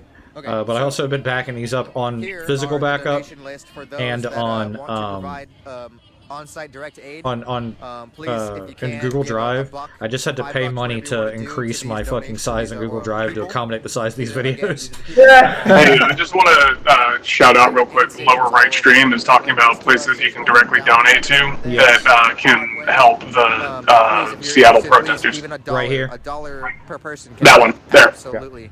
Oh, lovely. In numbers, this is quite amazing. Please. Thank you so much for backing this up. Anybody who wants to back this up, please do so. We would all appreciate it. I mean, the ACLU has asked me to send them this footage. I need to get on that. So please, if you can, donate. I know I will. I know I have. So really, really appreciate it all. Thank you very much. If you can, we should also in the coming days look for any GoFundMe account for the man who got shot. His medical bills. I'm sure that's going to be up within 24 hours. Oh yeah, easily. So let's all be on the lookout for that as well.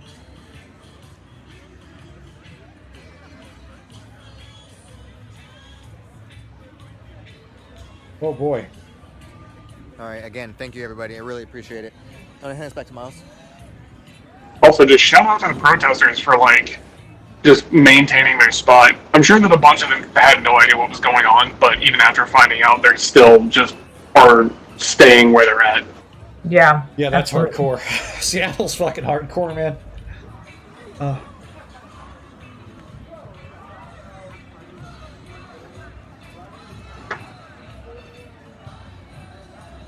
I've always wanted to visit Seattle, but I'll be real with you. I always thought of Seattle as that place in Frasier that rained all the time and coffee was expensive and everyone was depressed. But Seattle's way more hardcore than I give credit for. Yeah. Right. You guys are way more hardcore than I ever thought you were. Well, I imagine it's kind of like the difference between, Little 5 Points and Buckhead in Atlanta. It's like, yeah, you can go to either one. They're both in Atlanta, but you're going to have a very different experience depending on where you go. That's true. It hasn't rained much since we've been watching. Yeah. It really hasn't, yeah. I mean, I assume that all the umbrellas are just issued when you become a resident of Seattle. Like, here's your requisite Seattle umbrella because it's known to rain here all the time. Here's your government issue umbrella and galoshes that helps cut down on trench foot. Yeah. Again, thank you everybody who's been helping out and sharing this around and getting people to watch. Really, really appreciate it. Has there been any information about any done without all of you in the back officers from? Believe me, I'm so. Because if all the information that's been coming out of Seattle talking about the disbanding of the police force, if that guy was actually an officer and saw that as a threat to his job, that might be motivation there. But everything there guys said is just wild speculation. It has no foundation in fact. The sun is set over the buildings. Who knows? I just like to spitball hypotheses. Yeah, no. I mean, we don't know anything right now, so it's up in the air. But fucking, I mean, nothing surprises me anymore. You know? Yeah. Nothing fucking surprises me. Looking back to the start of the stream, look at all those IEDs in the upper left-hand corner. Really fucking. yeah. Look at all those IEDs. This is so beautiful. Thank you, everybody. Another thing, I almost forgot about it. The Glock has been the standard replacement for all the Berettas for the police force. Because for those that know about Berettas, there's a certain design weakness that's not so much an issue anymore. But they're also Italian, so the American forces went to the Glock. Glock is a Georgia company, as far as I know, right? Yes, it is. Well, no, they're Australian. They're owned in Austria, but they manufacture in Georgia. Yeah, they manufacture in Georgia.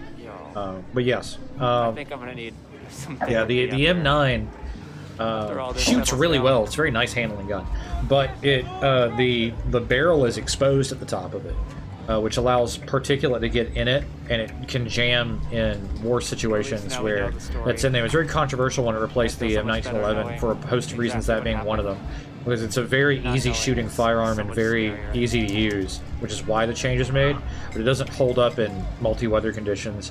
The Glock was designed in Austria initially, and then a lot of the revisions are actually made here in Georgia, where they manufacture them to be like you'd fire them underwater, and they're all weatherproof. They're also very easy to use and very easy to unjam, which is why police forces use it.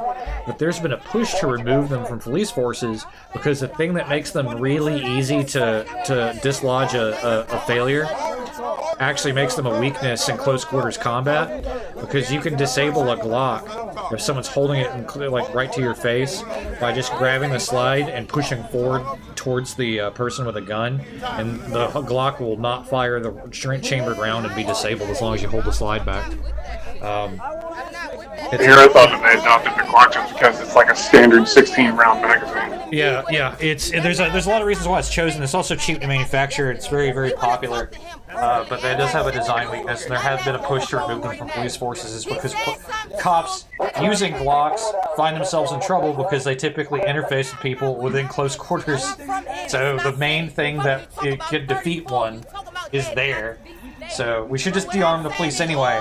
But the Glock, which is not a bad firearm in its own, is actually bad for the role that it's mostly issued for.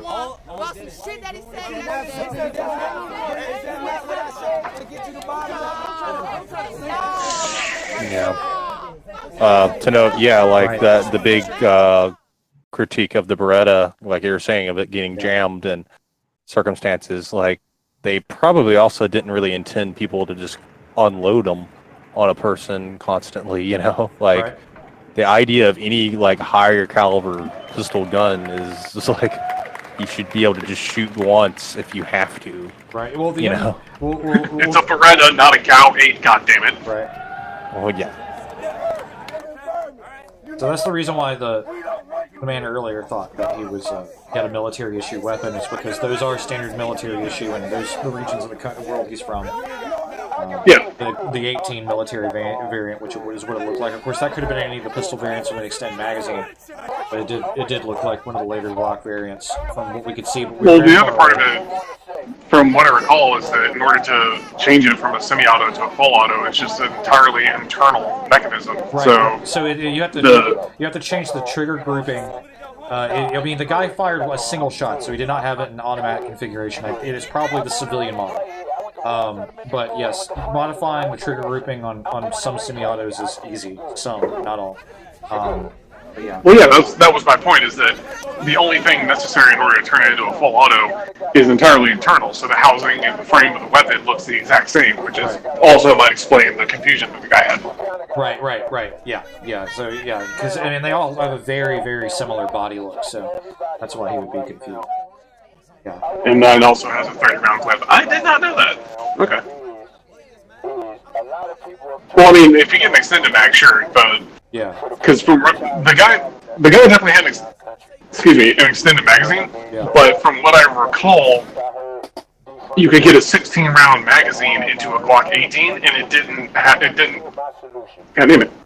It wasn't an extended magazine that stuck out as far as the one that the guy in the video had. The guy in the guy in the video's extended magazine went down to almost his forearm, so it was like a 30 round extended magazine. Yeah. My point was specifically that the 60-round magazine that I'm thinking of fits inside what we would consider to be the normal profile of a handgun. It doesn't have to have that characteristic extended magazine look. Right.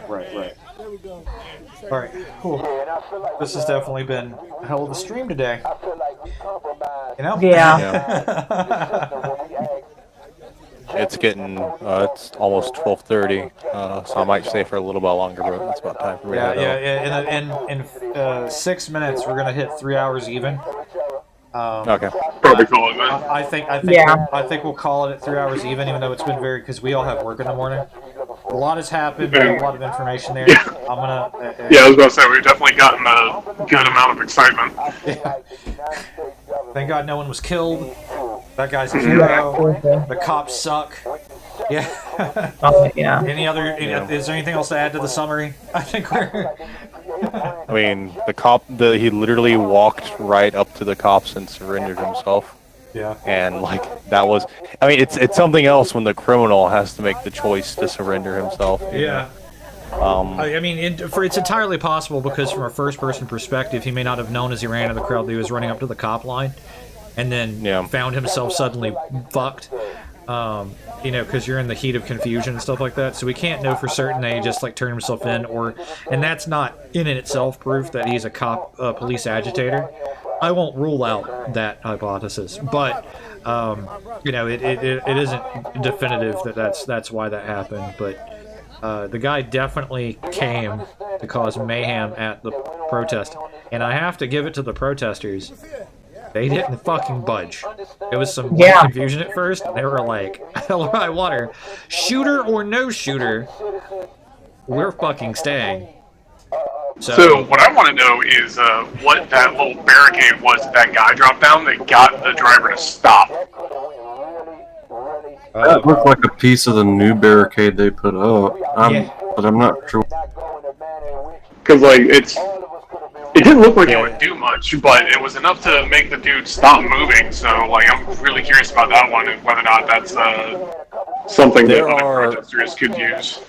There are pieces from, as they call it, Mayor Jenny's wall that are similar to that, like black pieces of metal that have hinges. Let me try and see if I can. There's video of this from earlier in the night. So it could be this. They just dragged it over. This is all from Alex Garland, who was right there on the line. So he was the guy who got the picture and such from the guy walking. Yeah, I think it may have been a piece of that, because I believe they've pulled that completely apart now. Oh wait, they are pulling that completely apart in this video. Yeah, so they took a piece of that barricade and just shoved it in that car, and it fucked the car, and they abandoned the vehicle. Here's also a very relevant tweet from the same guy. There we go. Joke.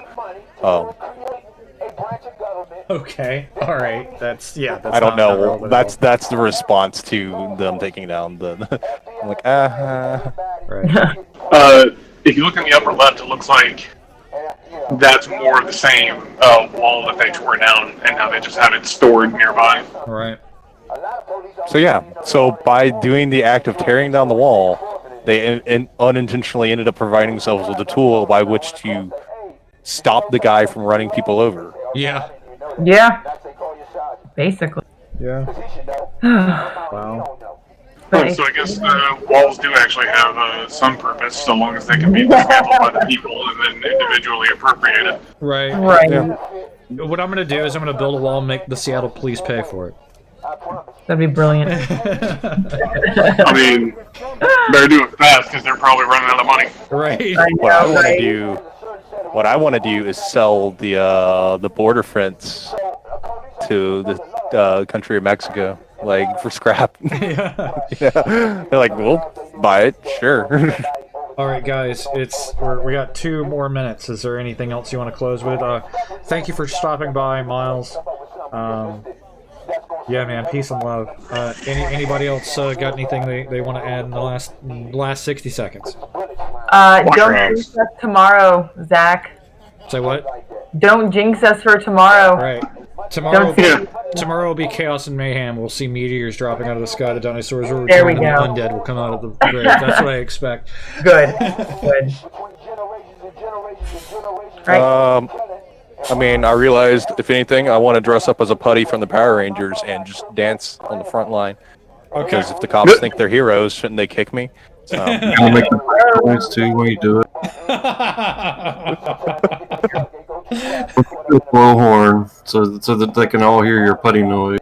yeah. All right. Other Zach, what, you got anything? Wash your hands. Okay, Yep. good. All right, guys. This has been an exciting night. Be safe out there. And tune in tomorrow night as I continue to cover the world burning. See you later. All right.